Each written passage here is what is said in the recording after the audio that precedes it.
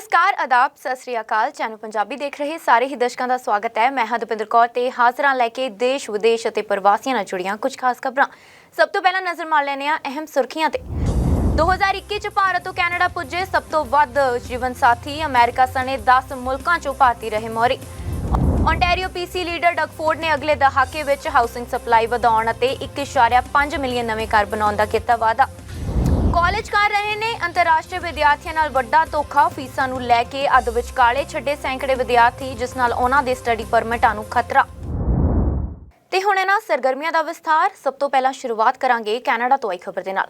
ਅੱਜ ਬਹੁਤ ਸਾਰੇ ਲੋਕਾਂ ਵੱਲੋਂ ਜਿੱਥੇ ਵਿਦੇਸ਼ਾਂ ਦਾ ਰੁਖ ਕੀਤਾ ਜਾਂਦਾ ਹੈ, ਉੱਥੇ ਹੀ ਕਈ ਲੋਕਾਂ ਵੱਲੋਂ ਕੈਨੇਡਾ ਵਿੱਚ ਜਾਣ ਨੂੰ ਪਹਿਲ ਦਿੱਤੀ ਜਾਂਦੀ ਹੈ। ਸੁਨਹਿਰੇ ਭਵਿੱਖ ਲਈ ਕੈਨੇਡਾ ਭਾਰਤੀਆਂ ਦੀ ਪਹਿਲੀ ਪਸੰਦ ਬਣਿਆ ਹੋਇਆ। ਇਸ ਦੇ ਚਲਦਿਆਂ ਪੰਜਾਬੀਆਂ ਸਣੇ ਵੱਡੀ ਗਿਣਤੀ ਵਿੱਚ ਭਾਰਤੀ ਲੋਕ ਕੈਨੇਡਾ 'ਚ ਵਸੇ ਹੋਏ ਨੇ। ਇਸ ਸੰਬੰਧੀ immigration, refugee and citizenship Canada ਨੇ ਨਵੇਂ ਅੰਕੜੇ ਸਾਂਝੇ ਕੀਤੇ ਨੇ, ਜਿਸ ਵਿੱਚ ਇਹ ਸਾਹਮਣੇ ਆਇਆ ਹੈ ਕਿ ਕੈਨੇਡਾ ਦਾ ਸਪਾਊਸ ਵੀਜ਼ਾ ਲਗਵਾਉਣ 'ਚ ਅਮਰੀਕਾ ਸਣੇ 10 ਮੁਲਕਾਂ 'ਚੋਂ ਭਾਰਤੀ ਮੋਹਰੀ ਰਹੇ ਨੇ। ਕੈਨੇਡਾ 'ਚ ਲੰਬੇ ਸਮੇਂ ਤੋਂ ਪੀਆਰ ਦੀ ਉਡੀਕ ਕਰ ਰਹੇ ਪ੍ਰਵਾਸੀਆਂ ਲਈ ਖੁਸ਼ੀ ਦੀ ਖਬਰ ਸਾਹਮਣੇ ਆ ਰਹੀ ਹੈ। ਕੈਨੇਡਾ ਹੁਣ ਐਕਸਪ੍ਰੈਸ ਐਂਟਰੀ ਐਪਲੀਕੇਸ਼ਨਾਂ ਦੀ ਪ੍ਰਕਿਰਿਆ 'ਚ ਤੇਜ਼ੀ ਲਿਆਉਣ ਜਾ ਰਿਹਾ ਹੈ। ਇਸ ਦੀ ਪੁਸ਼ਟੀ ਕਰਦਿਆਂ ਕੈਨੇਡਾ ਦੇ ਇਮੀਗ੍ਰੇਸ਼ਨ ਵਿਭਾਗ ਨੇ ਕਿਹਾ ਕਿ ਜ਼ਿਆਦਾਤਰ ਐਪਲੀਕੇਸ਼ਨਾਂ ਦਾ ਹੱਲ 6 ਮਹੀਨੇ ਦੇ ਅੰਦਰ ਹੀ ਕੱਢ ਲਿਆ ਜਾਵੇਗਾ। ਦੱਸਣਯੋਗ ਹੈ ਕਿ ਕੋਰੋਨਾ ਮਹਾਮਾਰੀ ਤੋਂ ਪਹਿਲਾਂ ਐਕਸਪ੍ਰੈਸ ਐਂਟਰੀ ਰਾਹੀਂ ਆਈਆਂ ਐਪਲੀਕੇਸ਼ਨਾਂ ਦੀ ਪ੍ਰਕਿਰਿਆ 6 ਮਹੀਨੇ ਵਿੱਚ ਮੁਕੰਮਲ ਕਰ ਲਿੱਤੀ ਜਾਂਦੀ ਸੀ, ਪਰ 2020 ਵਿੱਚ ਲਾਕਡਾਊਨ ਕਾਰਨ ਇਹਨਾਂ ਅਰਜ਼ੀਆਂ ਦੀ ਪ੍ਰਕਿਰਿਆ ਲੇਟ ਹੁੰਦੀ ਚਲੀ ਗਈ। ਇਸ ਦੇ ਨਾਲ ਹੀ ਅਰਜ਼ੀਆਂ ਦਾ ਢੇਰ ਲੱਗਦਾ ਰਿਹਾ। ਇਹੀ ਕਾਰਨ ਹੈ ਕਿ ਬਿਨੈਕਾਰਾਂ ਦੀ ਉਡੀਕ ਦਾ ਸਮਾਂ ਬਹੁਤ ਜ਼ਿਆਦਾ ਲੰਬਾ ਹੋ ਗਿਆ। ਇਸ ਤੋਂ ਇਲਾਵਾ ਨੌਨ ਕੈਨੇਡੀਅਨ ਐਕਸਪੀਰੀਅੰਸ ਕਲਾਸ ਯਾਨੀ ਕਿ CEC express entry applicant citizenship Canada ਨੇ ਹਾਲ ਹੀ ਵਿੱਚ ਇਸ ਦੀ ਪੁਸ਼ਟੀ ਕੀਤੀ ਹੈ ਕਿ ਉਹ ਐਕਸਪ੍ਰੈਸ ਐਂਟਰੀ ਐਪਲੀਕੇਸ਼ਨਾਂ ਦੀ ਪ੍ਰਕਿਰਿਆ ਵਿੱਚ ਤੇਜ਼ੀ ਲਿਆਵੇਗਾ। ਜ਼ਿਆਦਾਤਰ ਐਪਲੀਕੇਸ਼ਨਾਂ ਦਾ 6 ਮਹੀਨੇ ਵਿੱਚ ਹੀ ਹੱਲ ਕਰ ਦਿੱਤਾ ਜਾਵੇਗਾ। ਇਸ ਤੋਂ ਇਲਾਵਾ ਨਵੀਆਂ ਐਪਲੀਕੇਸ਼ਨਾਂ ਦਾਖਲ ਕਰਨ ਵਾਲੇ ਲੋਕਾਂ ਦੀ ਉਡੀਕ ਜਲਦ ਖਤਮ ਹੋਣ ਜਾ ਰਹੀ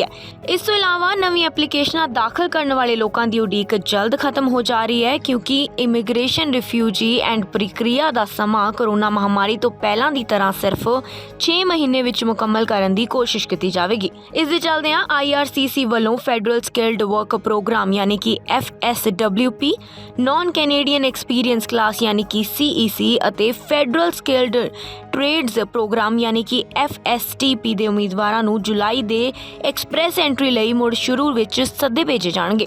ਜੁਲਾਈ ਦੇ ਸ਼ੁਰੂ ਵਿੱਚ ਐਕਸਪ੍ਰੈਸ ਐਂਟਰੀ ਦੀ ਪ੍ਰਕਿਰਿਆ ਪਹਿਲਾਂ ਦੀ ਤਰ੍ਹਾਂ ਤੇਜ਼ ਹੋਣ ਨਾਲ ਵੱਡਾ ਲਾਭ ਹੋਵੇਗਾ। ਇਸ ਦਾ ਇੱਕ ਮੁੱਖ ਕਾਰਨ ਇਹੀ ਹੈ ਕਿ ਐਕਸਪ੍ਰੈਸ ਐਂਟਰੀ ਉਹ ਮੇਨ ਦਰਵਾਜ਼ਾ ਹੈ ਜਿਸ ਰਾਹੀਂ ਸਭ ਤੋਂ ਵੱਧ ਹੁਨਰਮੰਦ ਕਾਮੇ ਕੈਨੇਡਾ ਦੀ ਧਰਤੀ ਵਿੱਚ ਕਦਮ ਰੱਖਦੇ ਨੇ। ਫੈਡਰਲ ਸਕਿਲਡ ਵਰਕਰ ਪ੍ਰੋਗਰਾਮ ਦੇ ਉਮੀਦਵਾਰਾਂ ਨੂੰ PR ਲਈ ਸੱਦਾ ਦੇਣ ਦੀ ਯੋਜਨਾ ਦਸੰਬਰ 2020 ਤੋਂ ਆਰਜ਼ੀ ਤੌਰ ਤੇ ਹੁਣ ਤੱਕ ਬੰਦ ਪਈ ਹੈ, ਜਦਕਿ ਨੌਨ ਕੈਨੇਡੀਅਨ ਐਕਸਪੀਰੀਅੰਸ ਕਲਾਸ ਦੇ ਉਮੀਦਵਾਰਾਂ ਨੂੰ ਸਤੰਬਰ 2021 ਤੋਂ ਬਾਅਦ ਕੋਈ ਸੱਦਾ ਹੀ ਨਹੀਂ ਮਿਲਿਆ। ਪਰ ਜੁਲਾਈ ਤੋਂ ਇਹਨਾਂ ਸਾਰਿਆਂ ਦੇ ਮਸਲੇ ਹੱਲ ਨਿਕਲਣੇ ਸ਼ੁਰੂ ਹੋ ਜਾਣਗੇ। ਇਹਨਾਂ ਦੋ ਪ੍ਰੋਗਰਾਮਾਂ ਦੀ ਪ੍ਰਕਿਰਿਆ ਮੁੜ ਸ਼ੁਰੂ ਹੋਣ ਨਾਲ ਹਜ਼ਾਰਾਂ ਪ੍ਰਵਾਸੀਆਂ ਨੂੰ ਕੈਨੇਡਾ ਦੀ PR ਹਾਸਲ ਕਰਨ ਦੀ ਆਪਣੀ ਇੱਛਾ ਨੂੰ ਪੂਰਾ ਕਰਨ ਦਾ ਫਿਰ ਤੋਂ ਮੌਕਾ ਮਿਲੇਗਾ। Bureau report, channel Punjabi. Canada ਵਿਖੇ ਗਰਮੀ ਦੀ ਰੁੱਤ ਦੌਰਾਨ ਭਾਰਤੀ ਵਿਦਿਆਰਥੀਆਂ ਨੇ ਝੀਲਾਂ, ਦਰਿਆਵਾਂ ਅਤੇ ਤਲਾਬਾਂ ਵਿੱਚ ਡੁੱਬ ਕੇ ਮਰੇ ਜਾਣ ਦੀਆਂ ਘਟਨਾਵਾਂ ਨੂੰ ਧਿਆਨ ਵਿੱਚ ਰੱਖਦੇ ਹੋਏ ਰਾਜਧਾਨੀ ਓਟਾਵਾ ਤੋਂ ਭਾਰਤ ਦੇ ਦੂਤਾਵਾਸ ਵੱਲੋਂ ਇੱਕ ਖਾਸ ਅਪੀਲ ਜਾਰੀ ਕੀਤੀ ਗਈ ਹੈ, ਜਿਸ ਵਿੱਚ ਵਿਦਿਆਰਥੀਆਂ ਨੂੰ ਸਥਾਨਕ ਕਾਨੂੰਨਾਂ ਦੀ ਪਾਲਣਾ ਕਰਨ ਲਈ ਕਿਹਾ ਗਿਆ। ਕੈਨੇਡਾ ਦੇ ਓਟਾਵਾ ਸਥਿਤ ਭਾਰਤੀ ਹਾਈ ਕਮਿਸ਼ਨ ਨੇ ਵਿਦਿਆਰਥੀਆਂ ਲਈ ਇੱਕ ਨਵੀਂ ਐਡਵਾਈਜ਼ਰੀ ਜਾਰੀ ਕੀਤੀ ਹੈ।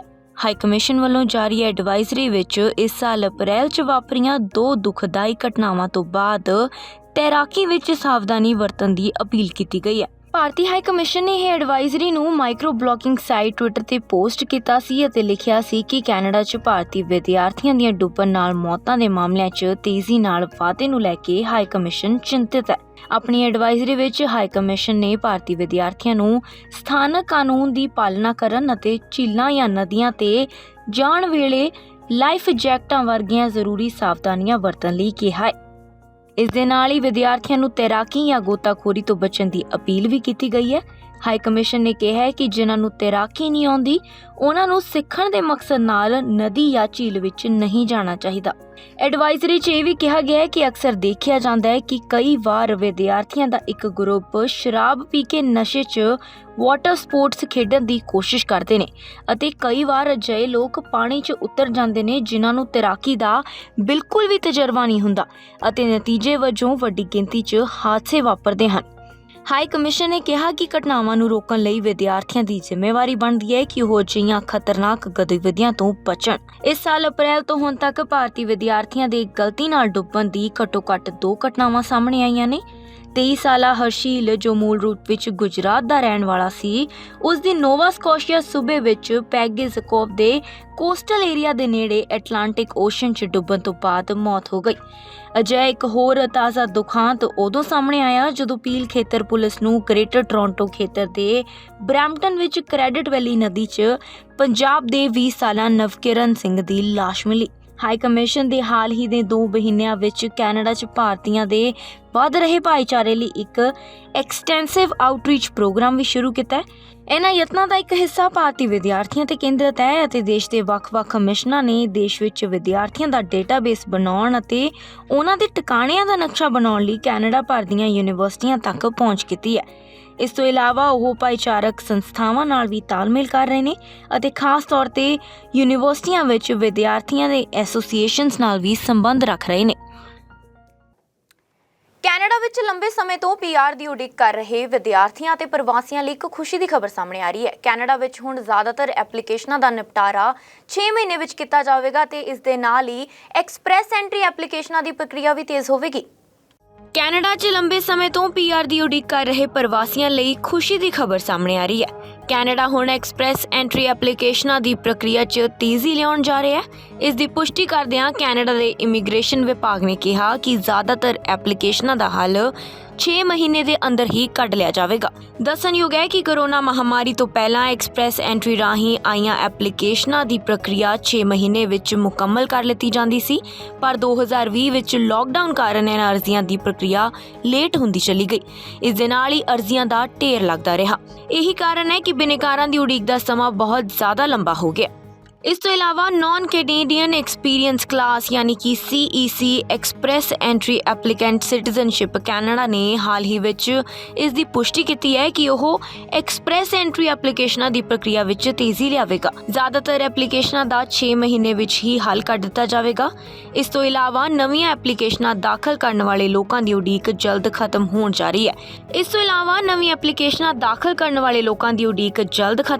ਰਹੀ ਹੈ। ਕਿਉਂਕਿ ਇਮੀਗ੍ਰੇਸ਼ਨ ਰਿਫਿਊਜੀ ਐਂਡ ਪ੍ਰਕਿਰਿਆ ਦਾ ਸਮਾਂ ਕੋਰੋਨਾ ਮਹਾਮਾਰੀ ਤੋਂ ਪਹਿਲਾਂ ਦੀ ਤਰ੍ਹਾਂ ਸਿਰਫ 6 ਮਹੀਨੇ ਵਿੱਚ ਮੁਕੰਮਲ ਕਰਨ ਦੀ ਕੋਸ਼ਿਸ਼ ਕੀਤੀ ਜਾਵੇਗੀ। ਇਸ ਦੇ ਚੱਲਦਿਆਂ IRCC ਵੱਲੋਂ ਫੈਡਰਲ ਸਕਿਲਡ ਵਰਕ ਪ੍ਰੋਗਰਾਮ ਯਾਨੀ ਕਿ FSWP, non Canadian experience class ਯਾਨੀ ਕਿ CEC ਅਤੇ ਫੈਡਰਲ ਸਕਿਲਡ ਟ੍ਰੇਡਸ ਪ੍ਰੋਗਰਾਮ ਯਾਨੀ ਕਿ FSTP ਦੇ ਉਮੀਦਵਾਰਾਂ ਨੂੰ ਜੁਲਾਈ ਦੇ ਐਕਸਪ੍ਰੈਸ ਐਂਟਰੀ ਲਈ ਮੁੜ ਸ਼ੁਰੂ ਵਿੱਚ ਸੱਦੇ ਭੇਜੇ ਜਾਣਗੇ। ਜੁਲਾਈ ਦੇ ਸ਼ੁਰੂ ਵਿੱਚ ਐਕਸਪ੍ਰੈਸ ਐਂਟਰੀ ਦੀ ਪ੍ਰਕਿਰਿਆ ਪਹਿਲਾਂ ਦੀ ਤਰ੍ਹਾਂ ਤੇਜ਼ ਹੋਣ ਨਾਲ ਵੱਡਾ ਲਾਭ ਹੋਵੇਗਾ। ਇਸ ਦਾ ਇੱਕ ਮੁੱਖ ਕਾਰਨ ਇਹੀ ਹੈ ਕਿ ਐਕਸਪ੍ਰੈਸ ਐਂਟਰੀ ਉਹ ਮੇਨ ਦਰਵਾਜ਼ਾ ਹੈ ਜਿਸ ਰਾਹੀਂ ਸਭ ਤੋਂ ਵੱਧ ਹੁਨਰਮੰਦ ਕਾਮੇ ਕੈਨੇਡਾ ਦੀ ਧਰਤੀ ਵਿੱਚ ਕਦਮ ਰੱਖਦੇ ਨੇ। ਫੈਡਰਲ ਸਕਿਲਡ ਵਰਕਰ ਪ੍ਰੋਗਰਾਮ ਦੇ ਉਮੀਦਵਾਰਾਂ ਨੂੰ PR ਲਈ ਸੱਦਾ ਦੇਣ ਦੀ ਯੋਜਨਾ ਦਸੰਬਰ 2020 ਤੋਂ ਆਰਜ਼ੀ ਤੌਰ ਤੇ ਹੁਣ ਤੱਕ ਬੰਦ ਪਈ ਹੈ, ਜਦਕਿ ਨਾਨ ਕੈਨੇਡੀਅਨ ਐਕਸਪੀਰੀਅੰਸ ਕਲਾਸ ਦੇ ਉਮੀਦਵਾਰਾਂ ਨੂੰ ਸਤੰਬਰ 2021 ਤੋਂ ਬਾਅਦ ਕੋਈ ਸੱਦਾ ਹੀ ਨਹੀਂ ਮਿਲਿਆ। ਪਰ ਜੁਲਾਈ ਤੋਂ ਇਹਨਾਂ ਸਾਰਿਆਂ ਦੇ ਮਸਲੇ ਹੱਲ ਨਿਕਲਣੇ ਸ਼ੁਰੂ ਹੋ ਜਾਣਗੇ। ਇਹਨਾਂ 2 ਪ੍ਰੋਗਰਾਮਾਂ ਦੀ ਪ੍ਰਕਿਰਿਆ ਮੁੜ ਸ਼ੁਰੂ ਹੋਣ ਨਾਲ ਹਜ਼ਾਰਾਂ ਪ੍ਰਵਾਸੀਆਂ ਨੂੰ ਕੈਨੇਡਾ ਦੀ PR ਹਾਸਲ ਕਰਨ ਦੀ ਆਪਣੀ ਇੱਛਾ ਨੂੰ ਪੂਰਾ ਕਰਨ ਦਾ ਫਿਰ ਤੋਂ ਮੌਕਾ ਮਿਲੇਗਾ। Bureau report, channel Punjabi. ਮਾਂ ਬੋਲੀ ਹਰ ਵਿਅਕਤੀ ਦੀ ਪਛਾਣ ਦੀ ਪਹਿਲੀ ਨਿਸ਼ਾਨੀ ਹੁੰਦੀ ਹੈ। ਮਾਂ ਬੋਲੀ ਇੱਕ ਅਜਿਹੀ ਵਿਰਾਸਤ ਹੁੰਦੀ ਹੈ ਜਿਸ ਨੂੰ ਕਦੇ ਕੋਈ ਖੋ ਨਹੀਂ ਸਕਦਾ ਤੇ ਚੋਰੀ ਨਹੀਂ ਕਰ ਸਕਦਾ। ਇਸ ਦੀ ਇੱਕ ਸਭ ਤੋਂ ਵੱਡੀ ਮਿਸਾਲ ਹੈ ਕੈਨੇਡਾ ਵਿੱਚ ਵਸਿਆ ਹੋਇਆ ਪੰਜਾਬੀ ਭਾਈਚਾਰਾ। ਸਨ 1900 ਤੋਂ ਸ਼ੁਰੂ ਹੋ ਕੇ ਹੁਣ ਤੱਕ ਪੰਜਾਬੀਆਂ ਦੀ ਉਸ ਦੇਸ਼ ਵਿੱਚ ਗਿਣਤੀ 100 ਦੇ ਕਰੀਬ ਸੀ। ਕੈਨੇਡਾ ਦੇ ਵਿੱਚ ਹੁਣ 2021 ਤੱਕ ਵੱਧ ਕੇ ਇਹ ਕਰੀਬਨ 9 ਲੱਖ ਹੋ ਗਈ ਹੈ। ਕੈਨੇਡਾ ਵਿੱਚ ਜਾ ਕੇ ਦੁਸ਼ਵਾਰੀਆਂ ਰਹਿਤ ਅਤੇ ਸਹੂਲਤਾਂ ਭਰਪੂਰ ਜੀਵਨ ਮਾਣਨ ਦੀ ਇੱਛਾ ਦੁਨੀਆ ਭਰ ਵਿੱਚ ਕਰੋੜਾਂ ਲੋਕਾਂ ਦੀ ਹੈ। ਇਸ ਸਮੇਂ ਵੀ ਮੌਜੂਦਾ 21 ਲੱਖ ਤੋਂ ਵੱਧ ਵਿਦੇਸ਼ੀ ਲੋਕ ਕੈਨੇਡਾ ਦੇ ਇਮੀਗ੍ਰੇਸ਼ਨ ਅਤੇ ਵੀਜ਼ਾ ਅਪਲਾਈ ਕਰਕੇ ਆਪਣੀ ਵਾਰੀ ਦੀ ਉਡੀਕ ਕਰ ਰਹੇ ਨੇ। ਉਹਨਾਂ ਵਿੱਚ ਵੱਡੀ ਗਿਣਤੀ ਪੰਜਾਬ ਵਾਸੀਆਂ ਦੀ ਹੈ, ਕਿਉਂਕਿ ਲੰਬੇ ਸਮੇਂ ਤੋਂ ਕੈਨੇਡਾ ਪੰਜਾਬੀਆਂ ਦਾ ਚਹੇਤਾ ਦੇਸ਼ ਬਣਿਆ ਹੋਇਆ। ਇਹ ਵੀ ਕਿ ਦੱਖਣੀ ਏਸ਼ੀਆ ਦੇ ਦੇਸ਼ਾਂ ਤੋਂ ਕੈਨੇਡਾ ਪਹੁੰਚ ਕੇ ਰਹਿਣ ਦਾ ਸਭ ਤੋਂ ਪਹਿਲਾ ਇਤਿਹਾਸਕ ਮੀਲ ਪੱਥਰ ਪੰਜਾਬੀਆਂ ਨੇ ਗੱਡਿਆ ਸੀ। ਪੰਜਾਬ ਤੋਂ ਕੈਨੇਡਾ ਵਿੱਚ ਪ੍ਰਵਾਸ ਕਰਕੇ ਜਾਣ ਦਾ ਇੱਕ ਉਦਾਸ ਕਰਨ ਵਾਲਾ ਕਾਮਾਗਾਟੂ ਮਾਰੂ ਕਾਂਡ ਜੋ ਕਿ ਮਈ 1914 ਵਿੱਚ ਹੋਇਆ ਸੀ ਉਹ ਵੀ ਹੈ। ਕੈਨੇਡਾ ਦੀ ਕੁੱਲ ਵਸੋਂ 3 ਕਰੋੜ 80 ਲੱਖ ਦੇ ਕਰੀਬ ਹੈ, ਜਿਸ ਵਿੱਚ ਹੁਣ ਵਾਧਾ ਸਰਕਾਰੀ ਅੰਕੜਿਆਂ ਦੇ ਅਨੁਸਾਰ ਸਿਰਫ ਪ੍ਰਵਾਸ ਅਤੇ ਪ੍ਰਵਾਸ ਉੱਥੇ ਰਹਿ ਰਹੇ ਵਿਦੇਸ਼ੀ ਮੂਲ ਦੇ ਲੋਕਾਂ ਦੇ ਘਰਾਂ ਵਿੱਚ ਪੈਦਾ ਹੋ ਰਹੇ ਬੱਚਿਆਂ ਕਾਰਨ ਹੋ ਰਿਹਾ। ਕੈਨੇਡਾ ਭਰ ਵਿੱਚ ਇਸ ਸਮੇਂ 1 ਕਰੋੜ ਯਾਨੀ ਕਿ 22% ਦੇ ਕਰੀਬ ਅਜਿਹੀ ਆਬਾਦੀ ਹੈ ਜਿਨ੍ਹਾਂ ਦੀ ਬੋਲੀ ਅੰਗਰੇਜ਼ੀ ਜਾਂ ਫ੍ਰੈਂਚ ਜੋ ਕਿ ਕੈਨੇਡਾ ਦੀਆਂ ਸਰਕਾਰੀ ਭਾਸ਼ਾਵਾਂ ਨੇ ਉਹ ਨਹੀਂ ਹੈ। ਉਸ ਦੇ ਉਲਟ ਸਗੋਂ ਉਹ ਵਿਦੇਸ਼ਾਂ ਤੋਂ ਹਮੇਸ਼ਾ ਵਾਸਤੇ ਕੈਨੇਡਾ ਵਿੱਚ ਰਹਿ ਗਏ ਲੋਕਾਂ ਦੀ ਹੈ। ਸੰਨ 1900 ਸ਼ੁਰੂ ਹੋਣ ਤੱਕ ਪੰਜਾਬੀਆਂ ਦੀ ਉਸ ਦੇਸ਼ ਵਿੱਚ ਗਿਣਤੀ 100 ਦੇ ਕਰੀਬ ਸੀ, ਜੋ ਕਿ 2021 ਤੱਕ ਵੱਧ ਕੇ ਤਕਰੀਬਨ 9 ਲੱਖ ਹੋ ਗਈ ਹੈ ਅਤੇ ਉਸ ਦੀ ਆਬਾਦੀ ਦਾ ਵੱਡਾ ਹਿੱਸਾ ਬ੍ਰਿਟਿਸ਼ ਕੋਲੰਬੀਆ, ਓਨਟਾਰੀਓ ਤੇ ਐਲਬਰਟਾ ਵਿੱਚ ਹੈ। ਦੇਸ਼ ਭਰ ਵਿੱਚ ਅੰਗਰੇਜ਼ੀ, ਫ੍ਰੈਂਚ ਅਤੇ 2 ਚੀਨੀ ਭਾਸ਼ਾਵਾਂ ਮੈਂਡਰੀਨ ਅਤੇ ਕੌਂਡਰੀ ਤੋਂ ਬਾਅਦ ਪੰਜਾਬੀ 5ਵੇਂ ਨੰਬਰ ਦੀ ਸਭ ਤੋਂ ਵੱਡੀ ਬੋਲੀ ਜਾਣ ਵਾਲੀ ਭਾਸ਼ਾ ਹੋ ਚੁੱਕੀ ਹੈ। ਭਾਵੇਂ ਕਿ ਦੇਸ਼ ਦੀ ਸੰਸਦ ਵਿੱਚ ਸੰਸਦ ਮੈਂਬਰਾਂ ਦੀ ਗਿਣਤੀ ਸਦਕਾ ਪੰਜਾਬੀ ਤੀਸਰੇ ਨੰਬਰ ਦੀ ਬੋਲੀ ਮੰਨੀ ਜਾਂਦੀ ਹੈ। Vancouver, Surrey, Calgary, Edmonton, Saskatoon, Winnipeg, Toronto, Brampton, Montreal ਅਤੇ ਹੈਲੀਫੈਕਸ ਤੱਕ ਦੇਸ਼ ਦੀ ਸਾਰੀਆਂ ਦਿਸ਼ਾਵਾਂ ਵਿੱਚ ਪੰਜਾਬੀ ਵਸੋਂ ਪਸਰ ਗਈ ਹੈ। ਦੱਸ ਦਈਏ ਕਿ ਬੀਤੇ ਕੁਝ ਸਾਲਾਂ ਤੋਂ ਸਿੱਧੀ ਪੱਕੀ ਇਮੀਗ੍ਰੇਸ਼ਨ ਦੇਣ ਦੀ ਬਜਾਏ ਕੈਨੇਡਾ ਸਰਕਾਰ ਦੀ ਨੀਤੀ ਵਿਦੇਸ਼ਾਂ ਤੋਂ ਨੌਜਵਾਨਾਂ ਨੂੰ ਸਟੱਡੀ ਜਾਂ ਵਰਕ ਪਰਮਿਟ ਰਾਹੀਂ ਆਰਜ਼ੀ ਤੌਰ ਤੇ ਮੌਕਾ ਦੇ ਰਹੀ ਹੈ ਤਾਂ ਕਿ ਕੈਨੇਡਾ ਬਾਰੇ ਉਹ ਚੰਗੀ ਤਰ੍ਹਾਂ ਜਾਣ ਲੈਣ ਅਤੇ ਉਸ ਤੋਂ ਬਾਅਦ ਉਹਨਾਂ ਨੂੰ 3 ਸਾਲਾਂ ਬਾਅਦ ਪੱਕੇ ਹੋਣ ਦਾ ਮੌਕਾ ਮਿਲੇ। ਅਜਿਹੇ ਵਿੱਚ ਸਟੱਡੀ ਪਰਮਿਟ ਲੈਣ ਦੀ ਦੌੜ ਇੰਨੀ ਤੇਜ਼ ਹੋ ਗਈ ਹੈ ਕਿ ਪੰਜਾਬ ਦੇ ਲਗਭਗ ਹਰੇਕ ਪਿੰਡ ਦੇ ਮੁੰਡੇ ਅਤੇ ਕੁੜੀਆਂ ਪੜ੍ਹਨ ਦਾ ਵੀਜ਼ਾ ਲੈ ਕੇ ਕੈਨੇਡਾ ਪੁੱਜ ਰਹੇ ਨੇ। 2021 ਵਿੱਚ ਕੈਨੇਡਾ ਵਿੱਚ ਵਿਦੇਸ਼ਾਂ ਤੋਂ 4,50,000 ਦੇ ਕਰੀਬ ਵਿਦਿਆਰਥੀ ਗਏ ਸਨ, ਜਿਨ੍ਹਾਂ ਵਿੱਚ 2,17,400 ਤੋਂ ਵੱਧ ਭਾਰਤੀ ਸੀ। ਭਾਰਤ ਭਰ ਵਿੱਚੋਂ ਕੈਨੇਡਾ 'ਚ ਪ੍ਰਵਾਸ ਕਰਨ ਦਾ ਸਭ ਤੋਂ ਵੱਧ ਰੁਝਾਨ ਪੰਜਾਬ ਤੋਂ ਹੀ ਹੈ। Bureau report, channel Punjabi. Canada ਦੇ ਪ੍ਰਧਾਨ ਮੰਤਰੀ ਜਸਟਿਨ ਟਰੂਡੋ ਨੂੰ ਬੀਤੇ ਦਿਨੀ ਉਸ ਵੇਲੇ ਇੱਕ ਸਮਾਗਮ ਵਿੱਚ ਜਾਣ ਦਾ ਪ੍ਰੋਗਰਾਮ ਟਾਲਣਾ ਪਿਆ ਜਦੋਂ ਕਨਵੈਨਸ਼ਨ ਸੈਂਟਰ ਦੇ ਬਾਹਰ ਇਕੱਠੇ ਹੋਏ ਕੁਝ ਪ੍ਰੋਟੈਸਟਰਸ ਨੇ ਸਮਾਗਮ 'ਚ ਸ਼ਾਮਲ ਭਾਰਤੀਆਂ ਖਿਲਾਫ ਨਸਲੀ ਤੇ ਨਫ਼ਰਤ ਭਰੀਆਂ ਟਿੱਪਣੀਆਂ ਕੀਤੀਆਂ। ਪ੍ਰਦਰਸ਼ਨਕਾਰੀਆਂ ਵੱਲੋਂ ਨਾ ਸਿਰਫ ਭਾਰਤੀ ਮੂਲ ਦੇ ਲੋਕਾਂ ਖਿਲਾਫ ਨਸਲੀ ਤੇ ਨਫ਼ਰਤ ਭਰੀਆਂ ਟਿੱਪਣੀਆਂ ਕੀਤੀਆਂ ਗਈਆਂ ਬਲਕਿ ਜਸਟਿਨ ਟਰੂਡੋ ਬਾਰੇ ਵੀ ਭੱਦੀ ਸ਼ਬਦਾਵਲੀ ਦੀ ਵਰਤੋਂ ਕੀਤੀ ਗਈ। ਇਸ ਬਾਰੇ ਹੁਣ ਟਰੂਡੋ ਦਾ ਬਿਆਨ ਸਾਹਮਣੇ ਆਇਆ। ਸਰੀ ਵਿਖੇ ਪ੍ਰਵਾਸੀ ਭਾਰਤੀਆਂ ਵੱਲੋਂ ਕਰਵਾਏ ਇੱਕ ਸਮਾਗਮ 'ਚ ਪ੍ਰਧਾਨ ਮੰਤਰੀ ਜਸਟਿਨ ਟਰੂਡੋ ਦੇ ਸ਼ਾਮਲ ਨਾ ਹੋਣ ਦਾ ਅਸਲ ਕਾਰਨ ਸਾਹਮਣੇ ਆ ਗਿਆ। ਅਸਲ 'ਚ ਰਾਇਲ ਕੈਨੇਡੀਅਨ ਮਾਊਂਟਡ ਪੁਲਿਸ ਵੱਲੋਂ ਮਾਹੌਲ ਵਿਗੜਨ ਦੀ ਚੇਤਾਵਨੀ ਦਿੱਤੀ ਗਈ ਸੀ, ਜਿਸ ਨੂੰ ਧਿਆਨ ਵਿੱਚ ਰੱਖਦਿਆਂ ਟਰੂਡੋ ਨੇ ਸਮਾਗਮ ਤੋਂ ਪਾਸਾ ਵੱਟ ਲਿਆ। ਇਸ ਸੰਬੰਧੀ ਜਾਣਕਾਰੀ ਇੱਕ ਸਥਾਨਕ ਚੈਨਲ ਵੱਲੋਂ ਸੂਤਰਾਂ ਦੇ ਹਵਾਲੇ ਤੋਂ ਦਿੱਤੀ ਗਈ ਹੈ। ਇਸ ਸਭ ਤੋਂ ਬਾਅਦ ਜਸਟਿਨ ਟਰੂਡੋ ਸਸਕਾਟੂਨ ਪਹੁੰਚੇ ਅਤੇ ਇੱਥੇ ਇੱਕ ਸਮਾਗਮ ਦੌਰਾਨ ਮੁਜ਼ਾਹਰੇਕਾਰੀ ਵੀ ਇਕੱਠੇ ਹੋਏ।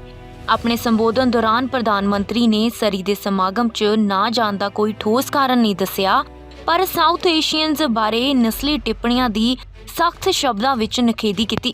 ਮੁਜ਼ਾਹਰੇਕਾਰੀਆਂ ਵੱਲੋਂ ਸਭ ਤੋਂ ਵੱਧ ਟਿੱਪਣੀਆਂ ਸਿੱਖਾਂ ਦੀਆਂ ਦਸਤਾਰਾਂ ਬਾਰੇ ਕੀਤੀਆਂ ਜਾ ਰਹੀਆਂ ਸਨ ਤੇ ਉੱਥੇ ਹੀ ਦੂਜੇ ਪਾਸੇ ਜਸਟਿਨ ਟਰੂਡੋ ਨੂੰ ਗੱਦਾਰ ਦੱਸਿਆ ਜਾ ਰਿਹਾ ਸੀ। ਇਸ ਘਟਨਾ ਬਾਰੇ ਬੋਲਦਿਆਂ ਜਸਟਿਨ ਟਰੂਡੋ ਨੇ ਕਿਹਾ ਕਿ ਸਿਆਸਤ 'ਚ ਕਦਮ ਰੱਖਣ ਵੇਲੇ ਕੈਨੇਡੀਅਨਸ ਦੀ ਸੁਰੱਖਿਆ ਬਾਰੇ ਕਦੇ ਕੋਈ ਸਵਾਲ ਨਹੀਂ ਉੱਠਿਆ, ਪਰ ਸਰੀ ਵਰਗੀਆਂ ਘਟਨਾਵਾਂ ਲਗਾਤਾਰ ਵਧਦੀਆਂ ਜਾ ਰਹੀਆਂ ਨੇ। ਉਹਨਾਂ ਨੇ ਅੱਗੇ ਆਖਿਆ ਕਿ ਕੈਨੇਡੀਅਨ ਹੋਣ ਦੇ ਨਾਤੇ ਅਸੀਂ ਮੁਲਕ 'ਚ ਮਿਲੀ ਹਰ ਤਰ੍ਹਾਂ ਦੀ ਆਜ਼ਾਦੀ ਮਾਣ ਰਹੇ ਹਾਂ ਅਤੇ ਇਸ ਦੀ ਹਿਫਾਜ਼ਤ ਵੀ ਲਾਜ਼ਮੀ ਹੈ। ਕਿਸੇ ਸਿਆਸੀ ਧਿਰ ਨਾਲ ਸੰਬੋਧਨ ਹੋਣ ਕਾਰਨ ਕੈਨੇਡਾ ਦੇ ਕਿਸੇ ਸ਼ਖਸ ਨੂੰ ਖਤਰਾ ਮਹਿਸੂਸ ਨਹੀਂ ਹੋਣਾ ਚਾਹੀਦਾ। ਸਾਨੂੰ ਇਸ ਬਾਰੇ ਵਧੇਰੇ ਚੌਕਸ ਹੋਣਾ ਪਵੇਗਾ।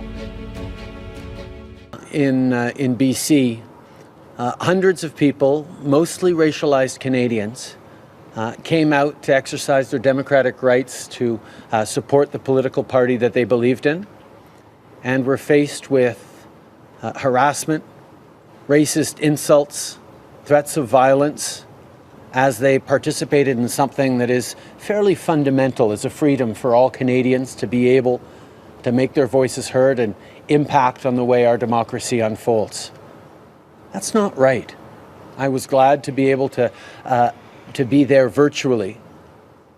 But the safety of Canadians choosing to make their voices heard in politics should never be in question, as it was last night and as we're increasingly seeing across the country.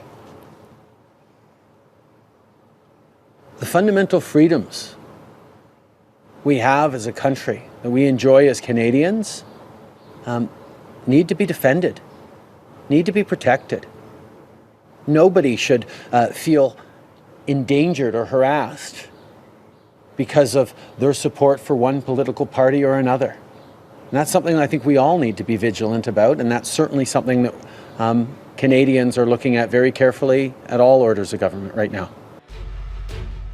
ਦੱਸਣਯੋਗ ਹੈ ਕਿ ਪ੍ਰਧਾਨ ਮੰਤਰੀ Justin Trudeau ਚਾਹੇ ਸਮਾਗਮ 'ਚ ਸ਼ਾਮਲ ਨਾ ਹੋ ਸਕੇ, ਪਰ ਉਹ ਸਰੀ ਦੇ ਗੁਰੂ ਨਾਨਕ ਫੂਡ ਬੈਂਕ ਗਏ ਸਨ, ਜਿੱਥੇ ਉਹਨਾਂ ਨੇ ਜ਼ਰੂਰਤਮੰਦ ਪਰਿਵਾਰਾਂ ਅਤੇ ਅੰਤਰਰਾਸ਼ਟਰੀ ਵਿਦਿਆਰਥੀਆਂ ਨੂੰ ਖਾਣਾ ਅਤੇ ਜ਼ਰੂਰਤਮੰਦਾਂ ਨੂੰ ਹੋਰ ਚੀਜ਼ਾਂ ਮੁਹੱਈਆ ਕਰਵਾਉਣ ਦੇ ਉਪਰਾਲਿਆਂ ਦੀ ਜਸਟਿਨ ਟਰੂਡੋ ਨੇ ਸ਼ਲਾਘਾ ਕੀਤੀ।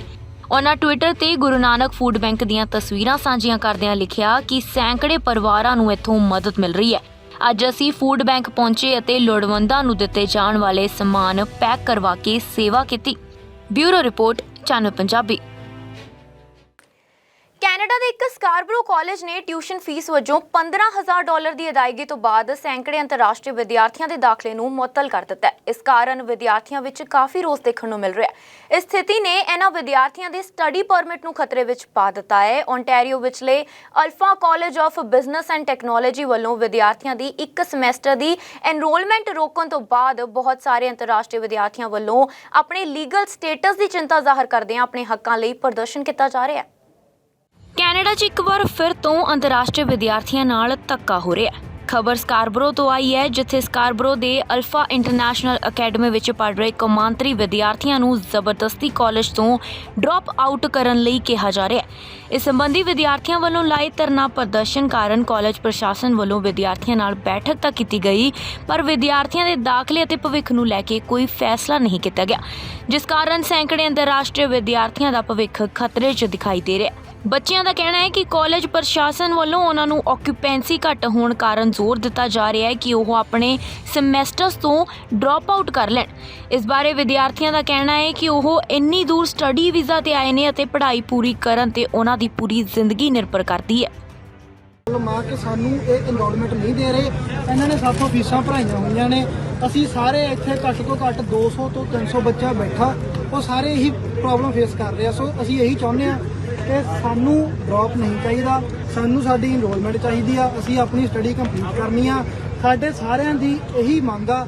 ਸਾਨੂੰ ਇਸ ਜਸਟਿਸ ਚਾਹੀਦੀ, ਅਸੀਂ ਆਪਦੀ ਕਲਾਸਿਸ ਸਟਾਰਟ ਕਰਨਾ ਚਾਹੁੰਦੇ ਆ, ਕਿਉਂਕਿ ਇਹ ਗੱਲ ਸਾਡੇ ਵਰਕ ਪਰਮਿਟ ਤੇ ਵੀ ਇਫੈਕਟ ਕਰਦੀ ਆ। ਇਹ ਸਾਨੂੰ ਅਨਅਫੀਸ਼ੀਅਲ ਡ੍ਰੌਪ ਦੇ ਰਹੇ ਆ, ਜਿੱਦਾਂ ਕਿ ਆਪਾਂ ਅਨਅਫੀਸ਼ੀਅਲ ਡ੍ਰੌਪ ਨਾਲ ਆਪਾਂ ਵਰਕ ਪਰਮਿਟ ਨਹੀਂ ਲੈ ਸਕਦੇ ਆ ਤੇ ਇਹਦੇ ਨਾਲ ਸਾਡੀ ਇਮੀਗ੍ਰੇਸ਼ਨ ਤੇ ਵੀ ਇਫੈਕਟ ਪੈਂਦਾ।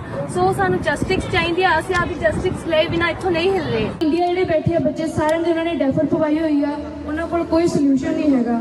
ਤਾਂ ਮੈਂ ਰਿਕੁਐਸਟ ਕਰਦੀ ਆ ਕਿ ਉਹਨਾਂ ਨੇ ਹੁਣ ਸਾਨੂੰ ਟਾਈਮ ਟੇਬਲ ਭੇਜਦੇ, ਮੇ ਵੀ ਸਾਨੂੰ ਚੁੱਪ ਕਰਾਉਣ ਲਈ ਭੇਜੇ ਹੋਣ, ਪਰ ਪਲੀਜ਼ ਜੋ ਬੱਚੇ ਇੰਡੀਆ ਬੈਠੇ ਆ ਉਹਨਾਂ ਦੀ ਡੈਫਰ ਪੈ ਰਹੀ ਆ, ਉਹਨਾਂ ਦਾ ਸਟੱਡੀ ਦਾ ਟਾਈਮ ਸਪੈਂਡ ਖਰਾਬ ਹੋ ਰਿਹਾ, ਉਹਨਾਂ ਦੇ 4-4 ਮਹੀਨੇ 8-8 ਮਹੀਨੇ ਖਰਾਬ ਹੋ ਰਹੇ ਆ। ਤਾਂ ਮੈਂ ਰਿਕੁਐਸਟ ਕਰਦੀ ਆ ਕਿ ਉਹਨਾਂ ਦੇ ਹੱਕ 'ਚ ਵੀ ਬੋਲਿਆ ਜਾਵੇ, ਉਹਨਾਂ ਨੂੰ ਵੀ ਅੱਗੇ ਲਿਆਇਆ ਜਾਵੇ ਤਾਂ ਕਿ ਉਹਨਾਂ ਦਾ ਸੋਲੂਸ਼ਨ ਹੋ ਸਕੇ, ਉਹਨਾਂ ਨੂੰ ਵੀ ਪੜ੍ਹਾਈ ਸਾਡੇ ਵਾਂਗੂ ਮਿਲ ਸਕੇ। ਸਾਨੂੰ ਟਾਈਮ ਟੇਬਲ ਮਿਲ ਗਏ ਅੱਧਿਆਂ ਨੂੰ, ਜੋ ਕਿ ਵਧੀਆ ਗੱਲ ਆ, ਪਰ ਉਹ ਪਿੱਛੇ ਨਹੀਂ ਰਹਿਣੇ ਚਾਹੀਦੇ। ਉਹ ਇੱਥੇ ਆ ਨਹੀਂ ਸਕਦੇ, ਪਰ ਅਸੀਂ ਉਹਨਾਂ ਲਈ ਖੜ ਸਕਦੇ ਹਾਂ। ਪਿਛਲੇ ਕਈ ਦਿਨਾਂ ਤੋਂ ਅਲਫਾ ਅਕੈਡਮੀ ਸਕਾਰਬਰੋ ਦੇ ਅੰਤਰਰਾਸ਼ਟਰੀ ਵਿਦਿਆਰਥੀ ਦਿਨ ਰਾਤ ਧਰਨਾ ਲਗਾ ਕੇ ਕਾਲਜ ਦੇ ਬਾਹਰ ਬੈਠੇ ਨੇ, ਪਰ ਰਾਤ ਨੂੰ ਪੁਲਿਸ ਤੇ ਪ੍ਰਾਈਵੇਟ ਸਿਕਿਉਰਿਟੀ ਨੇ ਧੱਕੇ ਨਾਲ ਕਾਲਜ ਪ੍ਰਾਪਰਟੀ ਤੋਂ ਉਹਨਾਂ ਨੂੰ ਬਾਹਰ ਕੱਢ ਦਿੱਤਾ, ਜਿਸ ਦੇ ਬਾਵਜੂਦ ਵਿਦਿਆਰਥੀ ਆਪਣੇ ਹੱਕਾਂ ਲਈ ਡਟੇ ਹੋਏ ਨੇ। ਜਦੋਂ ਹੀ ਸਾਰੇ ਕਮਿਊਨਿਟੀ ਵਾਲੇ ਕਾਲਜ ਦੀ ਪ੍ਰਾਈਵੇਟ ਪ੍ਰਾਪਰਟੀ ਛੱਡ ਕੇ ਜਾਂਦੇ ਆ, ਠੀਕ ਆ, ਸਿਕਿਉਰਿਟੀ ਕੀ ਕਰਦੀ ਆ, ਸਾਨੂੰ ਬਿਨਾਂ ਵਾਰਨਿੰਗ ਦਿੱਤੇ ਪਹਿਲਾਂ ਤਾਂ ਸਾਡਾ ਸਮਾਨ ਚੱਕ ਕੇ ਮਾਰਦੀ ਆ। ਬਕਾਇਦਾ ਕਲਿੱਪਸ ਤੁਸੀਂ ਦੇਖ ਕੇ ਆਏ ਹੋ ਪਿੱਛੇ, ਠੀਕ ਆ, ਅਸੀਂ ਸ਼ੇਅਰ ਕੀਤੀਆਂ ਆ। ਤੇ ਉਸ ਤੋਂ ਬਾਅਦ ਪੁਲਿਸ ਨੂੰ ਕਾਲ ਕਰਦੀ ਆ, ਪੁਲਿਸ ਆ ਕੇ ਸਾਨੂੰ ਵਰਬਲ ਵਾਰਨਿੰਗ ਦਿੰਦੀ ਆ ਕਿ ਤੁਸੀਂ ਇੱਥੇ ਆ ਕੇ ਮਤਲਬ ਪ੍ਰੋਟੈਸਟ ਨਹੀਂ ਕਰ ਸਕਦੇ, ਠੀਕ ਆ। ਸੋ ਅਸੀਂ ਇਹੀ ਚਾਹੁੰਦੇ ਆ ਕਿ ਕਾਲਜ ਨੇ ਜੇ ਆਹੀ ਕੁਝ ਕਰਨਾ ਸੀਗਾ, ਸਾਨੂੰ ਅੱਜ ਸਾਡੀ ਮੀਟਿੰਗ ਹੋਈ ਆ, ਉਹ ਕਿਉਂ ਕੀਤੀ, ਕਿਉਂ ਸਾਨੂੰ ਇਹ ਅਹਿਸਾਸ ਦਿਵਾਇਆ ਵੀ ਹਾਂ ਅਸੀਂ ਤੁਹਾਡਾ ਹੱਲ ਕਰਨ ਦੀ ਕੋਸ਼ਿਸ਼ ਕਰ ਰਹੇ ਆ। ਸੋ ਮਤਲਬ ਇਹੀ ਆ ਕਿ ਕਾਲਜ ਸਾਡੇ ਨਾਲ ਧੱਕਾ ਕਰਨ ਦੀ ਕੋਸ਼ਿਸ਼ ਕਰ ਰਿਹਾ, ਰਾਈਟ, ਉਹ ਦੇਖ ਵੀ ਰਿਹਾ ਆ। ਬਾਈ ਇਹੀ ਬੇਨਤੀ ਆ ਯਾਰ, ਬੜਾ ਹੋਰ ਕਾਲਜ ਦੇ ਸਟੂਡੈਂਟ ਵੀ ਦੇਖ ਰਹੇ ਆ ਨਾ, ਬਾਈ ਤੁਹਾਡੇ ਨਾਲ ਹੁੰਦਾ, ਤੁਹਾਡੇ ਦਿਮਾਗ 'ਚ ਕੀ ਚੱਲ ਰਿਹਾ ਹੁੰਦਾ, ਉਹ ਸੋਚ ਕੇ ਪਲੀਜ਼ ਇੱਕ ਵਾਰੀ ਸਾਡੇ ਨਾਲ ਸਪੋਰਟ ਕਰਨ ਜ਼ਰੂਰ ਆਓ। ਜੇ ਸਾਡੇ ਨਾਲ ਹੋ ਰਿਹਾ ਨਾ, ਅਸੀਂ ਇੱਥੇ ਖੜੇ ਆ, ਸਾਡੇ ਦਿਲਾਂ 'ਚ ਦਰਦ ਆ, ਇੰਨੇ ਬੱਚੇ ਖੜੇ ਆ, ਇੰਨੀ ਕਮਿਊਨਿਟੀ ਆਈ ਆ, ਜੇ ਉਹਨਾਂ ਨੂੰ ਫੀਲ ਹੋ ਰਹੀ ਹੈ ਇਹ ਚੀਜ਼, ਉਹ ਤਾਂ ਹੀ ਆਏ ਆ, ਰਾਈਟ। ਉਹਨਾਂ ਨੂੰ ਕੋਈ ਚਾਅ ਨਹੀਂ ਹੈ ਇੱਥੇ ਆਉਣ ਦਾ ਜਾਂ ਤਮਾਸ਼ਾ ਕ੍ਰੀਏਟ ਕਰਨ। ਇਸ ਮੌਕੇ ਵਿਦਿਆਰਥੀਆਂ ਵੱਲੋਂ ਇੱਕ ਦੂਜੇ ਦਾ ਸਾਥ ਦੇਣ ਦੀ ਅਪੀਲ ਵੀ ਕੀਤੀ ਜਾ ਰਹੀ ਹੈ। ਕਾਲਜ ਦੀ ਉਸ ਜਾਇਦਾਦ ਤੋਂ ਹਟਾਏ ਜਾਣ ਦੇ ਬਾਵਜੂਦ ਜਿਸ ਲਈ ਉਹਨਾਂ ਦੀਆਂ ਟਿਊਸ਼ਨ ਫੀਸਾਂ ਦਾ ਭੁਗਤਾਨ ਕੀਤਾ ਜਾਂਦਾ ਹੈ, ਵਿਦਿਆਰਥੀਆਂ ਨੇ ਲਗਾਤਾਰ ਅਲਫਾ ਕਾਲਜ ਤੋਂ ਬਾਹਰ ਵਾਲੀ ਜਗ੍ਹਾ ਤੇ ਧਰਨਾ ਰੱਖਣਾ ਜਾਰੀ ਕੀਤਾ ਹੋਇਆ। ਜਿਹੜੇ ਕਹਿੰਦੇ ਨੇ ਵੀ ਅਸੀਂ ਮਜਬੂਰ ਆ, ਸਾਡੀ ਜੌਬਸ ਨੇ ਆ, ਵਟਐਵਰ ਸਾਡਾ ਸਭ ਕੁਝ ਸਾਡੇ ਕੋਲ ਹੈਗਾ, ਸਾਡੀ ਕਲਾਸਿਸ ਵੀ ਲੱਗ ਰਹੀਆਂ ਨੇ, ਸਾਡੇ ਦੋਨਾਂ ਦੀਆਂ ਲੱਗ ਰਹੀਆਂ ਨੇ, ਉਹਦਾ ਵੀ ਪੋਰਟਲ ਸਾਡੀ ਵੀ ਲੱਗ ਰਹੀਆਂ ਨੇ। ਹਾਂ, ਉਹਦੇ ਕੋਲ ਐਨਰੋਲਮੈਂਟ ਵੀ ਹੈ, ਮੇਰੇ ਕੋਲ ਵੀ ਐਨਰੋਲਮੈਂਟ ਹੈ। ਅਸੀਂ ਜਸਟ ਇੱਥੇ ਹੋਰਾਂ ਦੀ ਸਪੋਰਟ ਲਈ ਆ, ਸਾਡੇ ਕੋਲ ਸਭ ਕੁਝ ਆਪਣਾ ਹੈਗਾ ਏ। ਤੇ ਜਿਹੜੇ ਕਹਿ ਰਹੇ ਨੇ ਘਰੇ ਬਹਿ ਕੇ ਵੀ ਅਸੀਂ ਮਜਬੂਰੀਆਂ ਸਭ ਦੀ ਨੇ, ਫੀਸਾਂ ਸਭ ਨੇ ਕੱਢਣੀਆਂ ਨੇ, ਬਟ ਇੱਕ ਸਪੋਰਟ ਨਾਮ ਦੀ ਵੀ ਚੀਜ਼ ਹੁੰਦੀ ਹੈ। So please come and support all the students.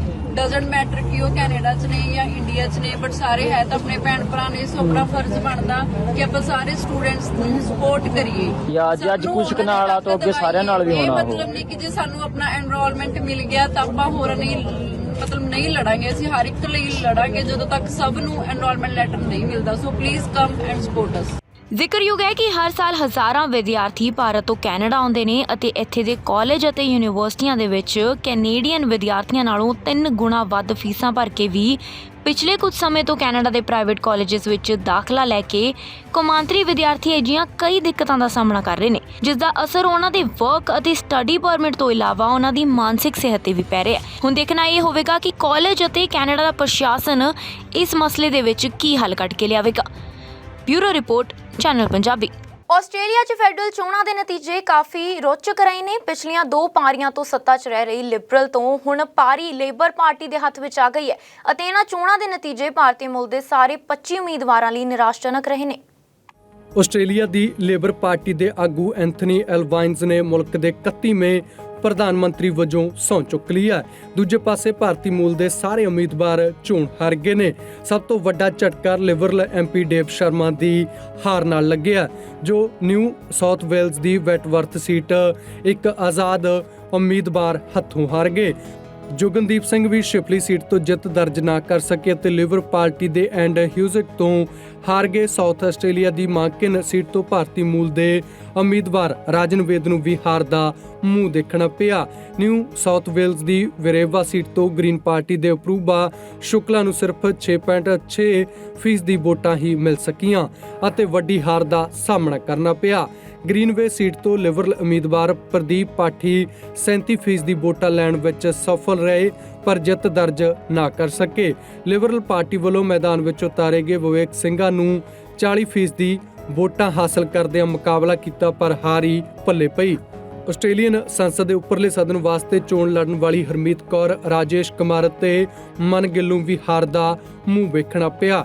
ਭਾਰਤੀ ਮੂਲ ਦੇ ਤਕਰੀਬਨ 25 ਉਮੀਦਵਾਰਾਂ ਵਿੱਚੋਂ ਇੱਕ ਵੀ ਸੰਸਦ ਦੀ ਦੇਹਲੀ ਤੇ ਕਦਮ ਰੱਖਣ ਵਿੱਚ ਸਫਲ ਨਹੀਂ ਹੋ ਸਕਿਆ। ਦੱਸ ਦਈਏ ਕਿ ਅਗਸਤ 2010 ਵਿੱਚ ਚੋਣਾਂ ਦੌਰਾਨ ਲੇਜ਼ਾ ਸਿੰਘ ਨੇ ਆਸਟ੍ਰੇਲੀਆ ਵਿੱਚ ਭਾਰਤੀ ਮੂਲ ਦੀ ਪਹਿਲੀ ਸੰਸਦ ਮੈਂਬਰ ਬਣਨ ਦਾ ਮਾਣ ਹਾਸਲ ਕੀਤਾ ਸੀ। ਲੇਜ਼ਾ ਸਿੰਘ ਨੇ ਸੈਨੇਟ ਵਾਸਤੇ ਚੁਣੇ ਗਏ ਸਨ, ਜਦਕਿ ਡੇਵ ਸ਼ਰਮਾ 2019 ਵਿੱਚ ਸੰਸਦ ਦੇ ਹੇਠਲੇ ਸਦਨ ਲਈ ਚੁਣੇ ਜਾਣ ਵਾਲੇ ਪਹਿਲੇ ਭਾਰਤੀ ਬਣੇ। ਉਧਰ ਪ੍ਰਧਾਨ ਮੰਤਰੀ ਐਂਥਨੀ ਐਲਵਾਈਨਜ਼ ਨਾਲ ਕੁਝ ਮੰਤਰੀਆਂ ਨੇ ਵੀ ਸਹੁੰ ਚੁੱਕੀ, ਜਿਨ੍ਹਾਂ ਵਿੱਚੋਂ ਵਿਦੇਸ਼ ਮੰਤਰੀ ਪੈਨੀ ਵੰਗ, ਵਿੱਤ ਮੰਤਰੀ ਕੈਟੀ ਗੈਲਗਰਾ ਅਤੇ ਖਜ਼ਾਨਚੀ ਜਿਮ ਚਾਮਰਜ਼ ਸ਼ਾਮਲ ਸਨ। ਪੱਤਰਕਾਰਾਂ ਨਾਲ ਗੱਲਬਾਤ ਕਰਦਿਆਂ ਪ੍ਰਧਾਨ ਮੰਤਰੀ ਐਂਥਨੀ ਐਲਵਾਈਨਜ਼ ਨੇ ਕਿਹਾ ਕਿ ਇਹ ਉਹਨਾਂ ਦੀ ਜ਼ਿੰਦਗੀ ਦਾ ਬਹੁਤ ਵੱਡਾ ਦਿਨ ਹੈ ਅਤੇ ਲਿਬਰ ਪਾਰਟੀ ਦੀ ਸਰਕਾਰ ਮੁਲਕ ਨੂੰ ਨਵਾਂ ਰੂਪ ਦੇਣ ਵਿੱਚ ਸਫਲ ਹੋਵੇਗੀ। ਇਸ ਦੇ ਨਾਲ ਹੀ ਮੁਲਕ ਦੇ ਹਰ ਖਿੱਤੇ ਨੂੰ ਨਾਲ ਲੈ ਕੇ ਚੱਲਣ ਦੇ ਭਰਪੂਰ ਯਤਨ ਕੀਤੇ ਜਾਣਗੇ। Bureau report, channel Punjabi. ਉੱਥੇ ਦੂਜੇ ਪਾਸੇ ਬ੍ਰਿਟੇਨ ਵਿੱਚ ਵਿਰੋਧੀ ਧਿਰ ਲੇਬਰ ਪਾਰਟੀ ਦੀ ਭਾਰਤੀ ਮੂਲ ਦੀ ਕੌਂਸਲਰ ਮਹਿੰਦਰ ਕੇ ਮਿੱਡਾ ਨੂੰ ਪੱਛਮੀ ਲੰਡਨ ਦੀ ਈਲਿੰਗ ਕੌਂਸਲ ਦੇ ਮੇਅਰ ਚੁਣਿਆ ਗਿਆ ਅਤੇ ਉਹ ਅਨੁਸੂਚਿਤ ਜਾਤੀ ਨਾਲ ਸੰਬੰਧਿਤ ਸਥਾਨਕ ਲੰਡਨ ਕੌਂਸਲ ਦੀ ਪਹਿਲੀ ਮਹਿਲਾ ਮੇਅਰ ਬਣ ਗਏ ਨੇ। ਯੂਕੇ ਵਿੱਚ ਹੋਈਆਂ ਸਥਾਨਕ ਚੋਣਾਂ ਵਿੱਚ ਲੇਬਰ ਪਾਰਟੀ ਨੇ ਆਪਣੇ ਨੰਬਰ ਵਧਾ ਕੇ ਜਿੱਤ ਪ੍ਰਾਪਤ ਕੀਤੀ ਹੈ, ਜਿਸ ਦੇ ਚਲਦਿਆਂ ਈਲਿੰਗ ਸਾਊਥ ਹਾਲ ਹਲਕੇ ਤੋਂ ਪੰਜਾਬੀ ਮੂਲ ਦੀ ਮਹਿੰਦਰ ਕੌਰ ਮਿੱਡਾ ਨੂੰ ਈਲਿੰਗ ਦੀ ਮੇਅਰ ਚੁਣ ਲਿਆ ਗਿਆ। ਇਸ ਦੇ ਨਾਲ ਹੀ ਉਹ ਅਨੁਸੂਚਿਤ ਜਾਤੀ ਨਾਲ ਸੰਬੰਧਿਤ ਸਥਾਨਕ ਲੰਡਨ ਕੌਂਸਲ ਦੀ ਪਹਿਲੀ ਮਹਿਲਾ ਮੇਅਰ ਬਣ ਗਈ ਹੈ। 2022-2023 ਦੇ ਕਾਰਜਕਾਲ ਲਈ ਮੇਅਰ ਚੁਣੇ ਜਾਣ ਵਾਲੀ ਮਹਿੰਦਰ ਕੌਰ ਮਿੱਡਾ ਨੇ ਭਾਈਚਾਰੇ ਦੀ ਪਿਛਲੇ ਲੰਬੇ ਸਮੇਂ ਤੋਂ ਸੇਵਾ ਕੀਤੀ ਹੈ ਅਤੇ ਉਹ ਹਮੇਸ਼ਾ ਹੀ ਦੁੱਖ ਸੁੱਖ ਦੀ ਘੜੀ ਵਿੱਚ ਆਪਣੇ ਹਲਕੇ ਦੇ ਲੋਕਾਂ ਦੀ ਸੇਵਾ ਲਈ ਤਤਪਰ ਰਹੇ ਨੇ। ਉਹਨਾਂ ਨੇ ਕੌਂਸਲਰ ਰਹਿੰਦਿਆਂ ਵੀ ਲੇਬਰ ਪਾਰਟੀ ਲਈ ਜ਼ੋਰ-ਸ਼ੋਰ ਨਾਲ ਕੰਮ ਕੀਤਾ ਅਤੇ ਵਿਰੋਧੀਆਂ ਨੂੰ ਪਛਾੜਿਆ ਹੈ। ਉਹ ਗੁਰੂ ਰਵਿਦਾਸ ਟੈਂਪਲ ਸਾਊਥ ਹਾਲ ਵਿੱਚ ਮੋਹਰੀ ਭੂਮਿਕਾ ਨਿਭਾਉਣ ਦੇ ਨਾਲ ਸਾਰੇ ਭਾਈਚਾਰੇ ਨੂੰ ਨਾਲ ਲੈ ਕੇ ਕੰਮ ਕਰਨ ਵਿੱਚ ਯਕੀਨ ਰੱਖਦੇ ਨੇ। ਮਹਿੰਦਰ ਕੌਰ ਮਿੱਡਾ ਨੂੰ ਸਾਬਕਾ ਮੇਅਰ ਮੁਨੀਰ ਅਹਿਮਦ ਨੇ ਆਪਣਾ ਅਹੁਦਾ ਸੰਭਾਲ ਦਿੱਤਾ ਹੈ, ਜਿਸ ਮੌਕੇ ਏਲਿੰਗ ਸਾਊਥ ਹਾਲ ਦੇ ਮੈਂਬਰ ਪਾਰਲੀਮੈਂਟ ਵਰਿੰਦਰ ਸ਼ਰਮਾ ਅਤੇ ਬਾਕੀ ਸਾਰੇ ਕੌਂਸਲਰ ਵੀ ਮੌਜੂਦ ਸਨ। ਮਿੱਡਾ ਦੇ ਮੇਅਰ ਚੁਣੇ ਜਾਣ ਤੇ ਭਾਰਤੀ ਭਾਈਚਾਰਾ ਸਾਰੀ ਸੰਸਥਾਵਾਂ ਨੇ ਖੁਸ਼ੀ ਦਾ ਪ੍ਰਗਟਾਵਾ ਕਰਦਿਆਂ ਵਧਾਈ ਦਿੱਤੀ ਹੈ। ਦੇਸ਼ ਵਿੱਚ ਅਨੁਸੂਚਿਤ ਜਾਤੀ ਦੇ ਅਧਿਕਾਰਾਂ ਲਈ ਨੁਮਾਇੰਦਗੀ ਕਰਨ ਵਾਲੇ ਸਮੂਹ federation of Ambedkar right and Buddhist organisations UK ਦੇ ਪ੍ਰਧਾਨ ਸੰਤੋਸ਼ ਦਾਸ ਨੇ ਕਿਹਾ ਹੈ ਕਿ ਬ੍ਰਿਟੇਨ ਵਿੱਚ ਪਹਿਲੀ ਅਨੁਸੂਚਿਤ ਜਾਤੀ ਦੀ ਮਹਿਲਾ ਮੇਅਰ ਸਾਡੇ ਲਈ ਇੱਕ ਮਾਣ ਵਾਲੀ ਪਲ ਹੈ। ਮਿੱਡਾ, ਜੋ ਕਿ ਲੰਡਨ ਵਿੱਚ 5 ਮਈ ਦੀ ਸਥਾਨਕ ਚੋਣਾਂ ਵਿੱਚ ਈਲਿੰਗ ਕੌਂਸਲ ਤੋਂ ਡੋਰਮਰਜ਼ ਵੈਲ ਵਾਰਡ ਲਈ ਲੇਬਰ ਕੌਂਸਲ ਵੱਲੋਂ ਚੁਣੀ ਗਈ ਸੀ, ਪਹਿਲਾਂ ਕੌਂਸਲਰ ਲਈ ਡਿਪਟੀ ਮੇਅਰ ਵਜੋਂ ਸੇਵਾ ਨਿਭਾ ਰਹੀ ਸੀ। ਸਥਾਨਕ ਲੇਬਰ ਪਾਰਟੀ ਦੇ ਘੋਸ਼ਣਾ ਪੱਤਰ ਵਿੱਚ ਵੀ ਉਹਨਾਂ ਦੇ ਪ੍ਰਚਾਰ ਕੀਤਾ ਗਿਆ। ਇੱਥੇ ਜ਼ਿਕਰਯੋਗ ਹੈ ਕਿ ਮਿੱਡਾ ਨੇ ਪੰਜਾਬ ਯੂਨੀਵਰਸਿਟੀ ਤੋਂ ਪੜ੍ਹਾਈ ਕੀਤੀ ਹੋਈ ਹੈ ਅਤੇ ਉਹ ਇੰਗਲੈਂਡ ਵਿੱਚ ਆ ਕੇ ਵੀ ਸਹਾਇਤਾ, ਸੱਭਿਆਚਾਰ ਅਤੇ ਧਾਰਮਿਕ ਸਰਗਰਮੀਆਂ ਵਿੱਚ ਵੱਧ ਚੜ੍ਹ ਕੇ ਹਿੱਸਾ ਲੈਂਦੇ ਰਹੇ ਨੇ। Bureau report, channel Punjabi. Cannabis ਦੇ ਨਸ਼ੇ ਵਿੱਚ ਡਰਾਈਵਿੰਗ ਕਰਨ ਨੂੰ ਰੋਕਣ ਲਈ ਕਿੰਨੀਆਂ ਹੀ ਜਾਗਰੂਕ ਮੁਹਿੰਮਾਂ ਅਤੇ ਪੁਲਿਸ ਦੀਆਂ ਕਾਰਵਾਈਆਂ ਦੇ ਬਾਵਜੂਦ 1/3 ਲੋਕਾਂ ਦੇ ਕੈਨੇਬੀਸ ਦੀ ਵਰਤੋਂ ਕਰਨ ਤੋਂ ਕੁਝ ਸਮੇਂ ਬਾਅਦ ਹੀ ਨਸ਼ੇ ਦੀ ਹਾਲਤ ਵਿੱਚ ਵਾਹਨ ਚਲਾਉਣ ਦੀ ਗੱਲ ਮੰਨੀ ਗਈ ਹੈ। ਕੈਨੇਡਾ ਦੇ ਵਿੱਚ ਇੱਕ ਸਰਕਾਰੀ ਸਰਵੇਖਣ ਵਿੱਚ ਇਹ ਤੱਥ ਸਾਹਮਣੇ ਆਏ ਨੇ। Public safety and emergency preparedness Canada ਵੱਲੋਂ ਜਨਵਰੀ 2022 ਵਿੱਚ ਕਰਵਾਏ ਗਏ ਇੱਕ ਆਨਲਾਈਨ ਸਰਵੇਖਣ 'ਚ 33% ਕੈਨੇਡੀਅਨਸ ਨੇ ਲੰਘੇ ਸਾਲ ਦੌਰਾਨ ਕੈਨੇਬੀਸ ਦਾ ਇਸਤੇਮਾਲ ਕਰਨ ਤੋਂ ਬਾਅਦ ਨਸ਼ੇ ਦੀ ਹਾਲਤ ਵਿੱਚ ਡਰਾਈਵਿੰਗ ਕਰਨ ਦੀ ਗੱਲ ਆਖੀ ਹੈ। ਸਰਵੇਖਣ ਅਨੁਸਾਰ ਆਪਣੇ ਜੀਵਨ ਵਿੱਚ ਕਦੇ ਨਾ ਕਦੇ ਕੈਨੇਬੀਸ ਦੀ ਵਰਤੋਂ ਕਰਨ ਤੋਂ ਬਾਅਦ ਕਾਰ ਚਲਾਉਣ ਵਾਲੇ ਕੈਨੇਡੀਅਨਸ ਤਕਰੀਬਨ 26% ਨੇ। ਸਰਵੇ ਵਿੱਚ ਇੱਕ ਆਨਲਾਈਨ ਪ੍ਰਸ਼ਨ ਸੂਚੀ ਦੇ ਜ਼ਰੀਏ 2193 ਲੋਕਾਂ ਨੇ ਰਿਸਪੌਂਸ ਦਾ ਵਿਸ਼ਲੇਸ਼ਣ ਕੀਤਾ ਗਿਆ ਸੀ। 10% ਲੋਕਾਂ ਨੂੰ ਫੋਨ ਰਾਹੀਂ ਸੰਪਰਕ ਵੀ ਕੀਤਾ ਗਿਆ ਸੀ। ਨਸ਼ੇ ਵਿੱਚ ਡਰਾਈਵ ਕਰਨ ਦੇ ਕਾਰਨ ਬਾਰੇ ਪੁੱਛਣ ਤੇ ਸਰਵੇ ਵਿੱਚ ਹਿੱਸਾ ਲੈਣ ਵਾਲੇ ਤਕਰੀਬਨ 10% ਲੋਕਾਂ ਨੇ ਆਖਿਆ ਕਿ ਉਹਨਾਂ ਨੂੰ ਉਸ ਸਮੇਂ ਬਿਹਤਰ ਜਾਣਕਾਰੀ ਨਹੀਂ ਸੀ ਕਿ ਉਹ ਇਸ ਦੇ ਕਿਹੜੇ ਜੋਖਮਾਂ ਤੋਂ ਅਣਜਾਣ ਨੇ। ਕਰੀਬਨ 39% ਲੋਕਾਂ ਨੇ ਕਿਹਾ ਕਿ ਉਹਨਾਂ ਨੂੰ ਨਸ਼ਾ ਮਹਿਸੂਸ ਨਹੀਂ ਹੋ ਰਿਹਾ ਸੀ ਅਤੇ ਤਕਰੀਬਨ 23% ਨੇ ਦੱਸਿਆ ਕਿ ਉਹਨਾਂ ਨੇ ਸੋਚਿਆ ਸੀ ਕਿ ਉਹ ਸੁਰੱਖਿਅਤ ਤਰੀਕੇ ਨਾਲ ਡਰਾਈਵ ਕਰ ਸਕਦੇ ਸਨ। 30% ਕੈਨੇਡੀਅਨਸ ਨੇ ਅਜਿਹੇ ਵਾਹਨਾਂ ਵਿੱਚ ਸਫ਼ਰ ਕੀਤੇ ਹੋਣ ਦੀ ਗੱਲ ਆਖੀ ਹੈ ਜਿੱਥੇ ਉਹਨਾਂ ਨੂੰ ਪਤਾ ਸੀ ਕਿ ਡਰਾਈਵ ਕਰ ਰਿਹਾ ਸ਼ਖਸ ਕੈਨੇਬੀਸ ਦੇ ਨਸ਼ੇ ਵਿੱਚ ਹੈ। 2018 ਵਿੱਚ ਕੈਨੇਬੀਸ ਦੇ ਉਤਪਾਦਨ ਨੂੰ ਕਾਨੂੰਨੀ ਮਾਨਤਾ ਮਿਲਣ ਤੋਂ ਪਹਿਲਾਂ ਹੀ ਫੈਡਰਲ ਸਰਕਾਰ ਨੇ ਕੈਨੇਬੀਸ ਦੇ ਨਸ਼ੇ ਵਿੱਚ ਡਰਾਈਵ ਕਰਨ ਦੇ ਖਤਰਿਆਂ ਬਾਰੇ ਲੋਕਾਂ ਨੂੰ ਆਗਾਹ ਕਰਨਾ ਸ਼ੁਰੂ ਕਰ ਦਿੱਤਾ ਸੀ। ਨਸ਼ੇ ਦੀ ਹਾਲਤ ਵਿੱਚ ਡਰਾਈਵ ਕਰਨ ਸੰਬੰਧੀ ਇੱਕ ਸਰਕਾਰੀ ਵੈਬਸਾਈਟ ਤੇ ਲਿਖਿਆ ਹੈ ਕਿ ਨਸ਼ੇ ਦੀ ਹਾਲਤ ਵਿੱਚ ਡਰਾਈਵ ਕਰਨ ਦੀ ਕੋਈ ਦਲੀਲ ਨਹੀਂ ਹੈ ਅਤੇ ਨਸ਼ਾ ਕੀਤੇ ਹੋਏ ਡਰਾਈਵਰ ਦੇ ਨਾਲ ਹੋਣਾ ਸਵਾਰੀਆਂ ਲਈ ਵੀ ਖਤਰਾ ਹੈ। ਖਤਰਿਆਂ ਬਾਰੇ ਜਾਗਰੂਕਤਾ ਪੈਦਾ ਕਰਨ ਲਈ ਪਬਲਿਕ ਸੇਫਟੀ ਕੈਨੇਡਾ ਨੇ 2017 ਵਿੱਚ ਡੋਂਟ ਡਰਾਈਵ ਹਾਈ ਮੁਹਿੰਮ ਸ਼ੁਰੂ ਕੀਤੀ ਸੀ, ਜਿਸ ਵਿੱਚ ਭੁਗਤਾਨਸ਼ੁਦਾ ਇਸ਼ਤਿਹਾਰ ਵੀ ਸ਼ਾਮਲ ਸੀ। ਫੇਸਬੁੱਕ ਵਰਗੀਆਂ ਸੋਸ਼ਲ ਨੈਟਵਰਕਿੰਗ ਸਾਈਟਾਂ, ਟੈਲੀਵਿਜ਼ਨ ਅਤੇ ਹੋਰ ਮੀਡੀਆ ਨੇ ਇਸ ਦੀ ਪਹੁੰਚ ਦਾ ਹਵਾਲਾ ਦਿੰਦਿਆਂ ਸਰਕਾਰ ਨੇ ਮੁਹਿੰਮ ਨੂੰ ਸਫਲ ਦੱਸਿਆ ਸੀ। ਸਰਵੇਖਣ ਵਿੱਚ ਹਿੱਸਾ ਲੈਣ ਵਾਲੇ 86% ਲੋਕਾਂ, ਜਿਨ੍ਹਾਂ ਵਿੱਚ ਕੈਨੇਬੀਸ ਦੀ ਵਰਤੋਂ ਨਾ ਕਰਨ ਵਾਲੇ ਵੀ ਸ਼ਾਮਲ ਨੇ, ਉਹਨਾਂ ਨੇ ਸਹਿਮਤੀ ਪ੍ਰਗਟਾਈ ਹੈ ਕਿ ਨਸ਼ਾ ਡਰਾਈਵਿੰਗ ਸਮਰੱਥਾ ਨੂੰ ਪ੍ਰਭਾਵਿਤ ਕਰਦਾ ਹੈ। ਇਹ ਅੰਕੜਾ 2020 ਦੇ ਬਰਾਬਰ ਹੈ, ਪਰ 2017 ਵਿੱਚ ਦਰਜ ਕੀਤੇ ਗਏ 81% ਵੱਧ ਹੈ ਜਦੋਂ ਇਸੇ ਤਰ੍ਹਾਂ ਦੀ ਸਰਕਾਰੀ ਸਰਵੇਖਣ ਕਰਵਾਏ ਗਏ ਸਨ। Bureau report, channel Punjabi. ਅੱਜ ਕੱਲ੍ਹ ਕੈਨੇਡਾ 'ਚ ਜਾ ਕੇ ਵਸਣ ਦਾ ਲਗਭਗ ਹਰ ਪੰਜਾਬੀ ਦਾ ਸੁਪਨਾ ਹੈ। ਵਿਦਿਆਰਥੀਆਂ ਨੇ ਉੱਥੇ ਜਾ ਕੇ ਪੜ੍ਹਾਈ ਤੋਂ ਬਾਅਦ ਪੱਕੇ ਹੋਣ ਦਾ ਟੀਚਾ ਵੀ ਮਿੱਥਿਆ ਹੋਇਆ। ਮਾਪੇ ਇੱਕ ਵਾਰ ਤਾਂ ਬੱਚਿਆਂ ਨੂੰ ਪੈਸੇ ਲਗਾ ਕੇ ਵਿਦੇਸ਼ ਭੇਜ ਦਿੰਦੇ ਨੇ, ਪਰ ਉੱਥੇ ਜਾ ਕੇ ਕਈ ਨੌਜਵਾਨਾਂ ਨੂੰ ਸਖਤ ਮਿਹਨਤ ਕਰਕੇ ਪੜ੍ਹਾਈ ਦੇ ਨਾਲ ਖਰਚੇ ਪੂਰੇ ਕਰਨ ਲਈ 12-12 ਘੰਟਿਆਂ ਦੀਆਂ ਸ਼ਿਫਟਾਂ ਵੀ ਲਾਉਣੀਆਂ ਪੈਂਦੀਆਂ ਨੇ। ਪਰ ਦੂਜੇ ਪਾਸੇ ਕਈ ਨੌਜਵਾਨ ਗਲਤ ਰਾਹ ਤੇ ਪੈ ਜਾਂਦੇ ਨੇ ਤੇ ਹਰ ਰੋਜ਼ ਅਜਿਹੀਆਂ ਖਬਰਾਂ ਵੀ ਸੁਣਨ ਨੂੰ ਮਿਲ ਰਹੀਆਂ ਨੇ। ਕੈਨੇਡਾ ਦੇ ਐਬਸਫੋਰਡ ਸ਼ਹਿਰ ਤੋਂ ਇੱਕ ਮਾਮਲਾ ਸਾਹਮਣੇ ਆਇਆ ਹੈ ਜਿੱਥੇ ਇੱਕ ਪੰਜਾਬਣ ਮੁਟਿਆਰ ਸ਼ਰਾਬੀ ਹਾਲਤ ਵਿੱਚ ਕਾਰ ਚਲਾ ਰਹੀ ਸੀ, ਜੋ ਕਿ ਬੇਕਾਬੂ ਹੋ ਕੇ ਦੂਜੀ ਕਾਰ ਵਿੱਚ ਜਾ ਵੱਜੀ। ਅਸਲ 'ਚ ਇਹ ਹਾਦਸਾ 1 ਸਾਲ ਪਹਿਲਾਂ ਵਾਪਰਿਆ ਸੀ, ਜਿਸ ਨੂੰ ਲੈ ਕੇ ਪੰਜਾਬਣ ਮੁਟਿਆਰ ਅਨੂਰੀਤ ਦੋਸਾਂਝ ਵਿਰੁੱਧ 9 ਦੋਸ਼ ਆਇਦ ਕੀਤੇ ਗਏ ਨੇ। ਹਾਦਸੇ ਦੌਰਾਨ ਭਾਵੇਂ ਕਿਸੇ ਦੀ ਜਾਨ ਨਹੀਂ ਗਈ, ਪਰ ਦੋਵੇਂ ਗੱਡੀਆਂ ਦੀ ਅੱਗੇ ਵਾਲੀ ਸੀਟ ਤੇ ਬੈਠੇ ਮੁਸਾਫਰਾਂ ਨੂੰ ਜ਼ਿੰਦਗੀ ਭਰ ਦੇ ਜ਼ਖਮ ਮਿਲ ਗਏ ਨੇ। ਇਸ ਸੰਬੰਧੀ ਜਾਣਕਾਰੀ ਦਿੰਦਿਆਂ ਐਪਸਫੋਰਡ ਪੁਲਿਸ ਨੇ ਦੱਸਿਆ ਕਿ 23 ਸਾਲਾਂ ਦੀ ਅਨੁਰੀਤ ਦੋਸਾਂਝ ਵਿਰੁੱਧ ਨਸ਼ੇ 'ਚ ਗੱਡੀ ਚਲਾਉਂਦਿਆਂ ਸਰੀਰਕ ਨੁਕਸਾਨ ਪਹੁੰਚਾਉਣ ਦੇ 6 ਅਤੇ ਖਤਰਨਾਕ ਤਰੀਕੇ ਨਾਲ ਗੱਡੀ ਚਲਾਉਂਦਿਆਂ ਸਰੀਰਕ ਨੁਕਸਾਨ ਪਹੁੰਚਾਉਣ ਦੇ 3 ਦੋਸ਼ ਲਾਏ ਗਏ ਨੇ। ਇਹ ਹਾਦਸਾ 24 ਮਈ 2021 ਨੂੰ ਐਪਸਫੋਰਡ ਦੇ ਬਟਕੌਮ ਰੋਡ ਅਤੇ ਨਾਰਥ ਪੈਰਲਲ ਰੋਡ ਉੱਤੇ ਇਲਾਕੇ ਵਿੱਚ ਵਾਪਰਿਆ ਸੀ। ਪੁਲਿਸ ਮੁਤਾਬਕ ਵੌਕਸਵੈਗਨ ਜੈਟਾ ਅਤੇ ਹੋਂਡਾ ਸਿਵਿਕ ਦੀ ਆਮਣੋ ਸਾਹਮਣੇ ਟੱਕਰ ਹੋ ਗਈ। ਹੋਂਡਾ ਸਿਵਿਕ ਕਾਰ 'ਚ ਇੱਕ ਡਰਾਈਵਰ ਅਤੇ ਇੱਕ ਹੋਰ ਮੁਸਾਫਰ ਸੀ, ਜਦਕਿ ਜੈਟਾ 'ਚ ਇੱਕ ਡਰਾਈਵਰ, ਇੱਕ ਮੁਸਾਫਰ ਅਤੇ 2 ਛੋਟੇ ਬੱਚੇ ਸਵਾਰ ਸਨ। ਸਾਰਿਆਂ ਨੂੰ ਜ਼ਖਮੀ ਹਾਲਤ ਵਿੱਚ ਹਸਪਤਾਲ ਲਿਜਾਇਆ ਗਿਆ। ਇਲਾਜ ਤੋਂ ਸਾਰਿਆਂ ਨੂੰ ਹਸਪਤਾਲ ਤੋਂ ਛੁੱਟੀ ਤਾਂ ਮਿਲ ਗਈ, ਪਰ ਦੋਵੇਂ ਕਾਰਾਂ ਦੀ ਅੱਗੇ ਵਾਲੀ ਸੀਟ ਤੇ ਬੈਠੇ ਮੁਸਾਫਰ ਉਮਰ ਭਰ ਦੀਆਂ ਸਮੱਸਿਆਵਾਂ ਨਾਲ ਜੂਝਣਗੇ। ਐਪਸਫੋਰਡ ਪੁਲਿਸ ਦੇ ਮੀਡੀਆ ਰਿਲੇਸ਼ਨ ਆਫਿਸਰ ਕਾਂਸਟੇਬਲ ਪੌਲ ਵਾਕਰ ਨੇ ਦੱਸਿਆ ਕਿ ਇਲਾਜ ਮਗਰੋਂ ਸਾਰਿਆਂ ਨੂੰ ਹਸਪਤਾਲ ਤੋਂ ਛੁੱਟੀ ਮਿਲ ਗਈ ਹੈ, ਪਰ ਦੋਹਾਂ ਕਾਰਾਂ ਦੇ ਫਰੰਟ ਸੀਟ ਤੇ ਬੈਠੇ ਮੁਸਾਫਰ ਉਮਰ ਭਰ ਦੀਆਂ ਸਮੱਸਿਆਵਾਂ ਨਾਲ ਹੁਣ ਜੂਝਦੇ ਰਹਿਣਗੇ। ਐਪਸਫੋਰਡ ਪੁਲਿਸ ਦੇ ਜਾਂਚਕਰਤਾਵਾਂ ਦੀ ਅਣਥੱਕ ਮਿਹਨਤ ਸਦਕਾ ਹਾਦਸੇ ਦੇ ਕਾਰਨਾਂ ਬਾਰੇ ਪਤਾ ਲੱਗ ਸਕਿਆ ਅਤੇ ਇਸ ਬਾਰੇ ਸਬੂਤ ਇਕੱਤਰਤ ਕੀਤੇ ਗਏ ਨੇ। ਬਤੌਰ ਗਵਾਹ ਪੜਤਾਲ ਵਿੱਚ ਸਹਿਯੋਗ ਦੇਣ ਵਾਲੇ ਲੋਕਾਂ ਦਾ ਪੁਲਿਸ ਵੱਲੋਂ ਸ਼ੁਕਰੀਆ ਅਦਾ ਕੀਤਾ ਗਿਆ ਹੈ, ਜਿਨ੍ਹਾਂ ਦੀ ਬਦੌਲਤ ਜਾਂਚ ਟੀਮ ਕਿਸੇ ਸੱਟੇ ਤੇ ਪੁੱਜ ਸਕੀ ਹੈ। ਸਰਜੈਂਟ ਕ੍ਰਿਸ ਬਰਾਊਨ ਨੇ ਆਖਿਆ ਕਿ ਦੋਸ਼ੀਆਂ ਨੂੰ ਜ਼ਿੰਮੇਵਾਰ ਬਣਾਉਣਾ ਸਾਡਾ ਫਰਜ਼ ਹੈ। ਫਿਲਹਾਲ ਮਾਮਲਾ ਅਦਾਲਤ 'ਚ ਹੋਣ ਕਾਰਨ ਇਸ ਮੁਕੱਦਮੇ ਨਾਲ ਸੰਬੰਧਿਤ ਹੋਰ ਜਾਣਕਾਰੀ ਜਨਤਕ ਨਹੀਂ ਕੀਤੀ ਗਈ, ਪਰ ਹੁਣ ਦੇਖਣਾ ਇਹ ਹੋਵੇਗਾ ਕਿ ਇਸ ਪੰਜਾਬਣ ਮੁਟਿਆਰ ਦੀ ਵਿਦੇਸ਼ ਦੀ ਧਰਤੀ ਤੇ ਅਗਲਾ ਕੀ ਫੈਸਲਾ ਮਿਲੇਗਾ। Bureau report, channel Punjabi. Canada ਦੇ ਗ੍ਰੇਟਰ ਟੋਰਾਂਟੋ ਏਰੀਆ ਵਿੱਚ ਪਿਛਲੇ ਸਮੇਂ ਦੌਰਾਨ ਕਾਰ ਖੋਹਣ, ਸ਼ਰਾਬ ਪੀ ਕੇ ਗੱਡੀ ਚਲਾਉਣ, ਗੈਰ ਕਾਨੂੰਨੀ ਹਥਿਆਰ ਰੱਖਣ ਅਤੇ ਨਸ਼ਿਆਂ ਦੀ ਤਸਕਰੀ ਦੇ ਮਾਮਲੇ ਵਿੱਚ ਦਰਜਨਾਂ ਪੰਜਾਬੀ ਗ੍ਰਿਫਤਾਰ ਕੀਤੇ ਜਾ ਚੁੱਕੇ ਨੇ। ਇਹਨਾਂ ਵਿੱਚੋਂ ਜ਼ਿਆਦਾਤਰ ਗਿਣਤੀ ਨੌਜਵਾਨਾਂ ਦੀ ਹੈ, ਜੋ ਕਿ ਰਾਤੋਂ ਰਾਤ ਅਮੀਰ ਬਣਨ ਦੇ ਲਾਲਚ ਵਿੱਚ ਗਲਤ ਰਾਸਤੇ ਤੇ ਤੁਰ ਪੈਂਦੇ ਨੇ। ਇਸੇ ਤਰ੍ਹਾਂ ਦੇ ਮਾਮਲੇ ਵਿੱਚ 2 ਪੰਜਾਬੀ ਨੌਜਵਾਨਾਂ ਨੂੰ ਗ੍ਰਿਫਤਾਰ ਕਰ ਲਿਆ ਗਿਆ। ਕੈਨੇਡਾ ਵਿੱਚ ਕੋਰਾਏ ਪਏ ਪੰਜਾਬੀ ਨੌਜਵਾਨਾਂ ਦੀ ਗ੍ਰਿਫਤਾਰੀਆਂ ਦਾ ਦੌਰ ਲਗਾਤਾਰ ਜਾਰੀ ਹੈ। ਤਾਜ਼ਾ ਮਾਮਲਾ ਬ੍ਰੈਂਪਟਨ ਦੇ ਜਗਰਾਜ ਚੀਮਾ ਅਤੇ ਗੁਰਵਿੰਦਰ ਕੰਗ ਨੂੰ ਗ੍ਰਿਫਤਾਰ ਕਰਦਿਆਂ ਨਸ਼ੀਲੇ ਪਦਾਰਥ ਰੱਖਣ ਅਤੇ ਬਗੈਰ ਬੀਮੇ ਤੋਂ ਗੱਡੀ ਚਲਾਉਣ ਸਣੇ ਵੱਖ-ਵੱਖ ਦੋਸ਼ ਆਇਦ ਕੀਤੇ ਗਏ ਨੇ।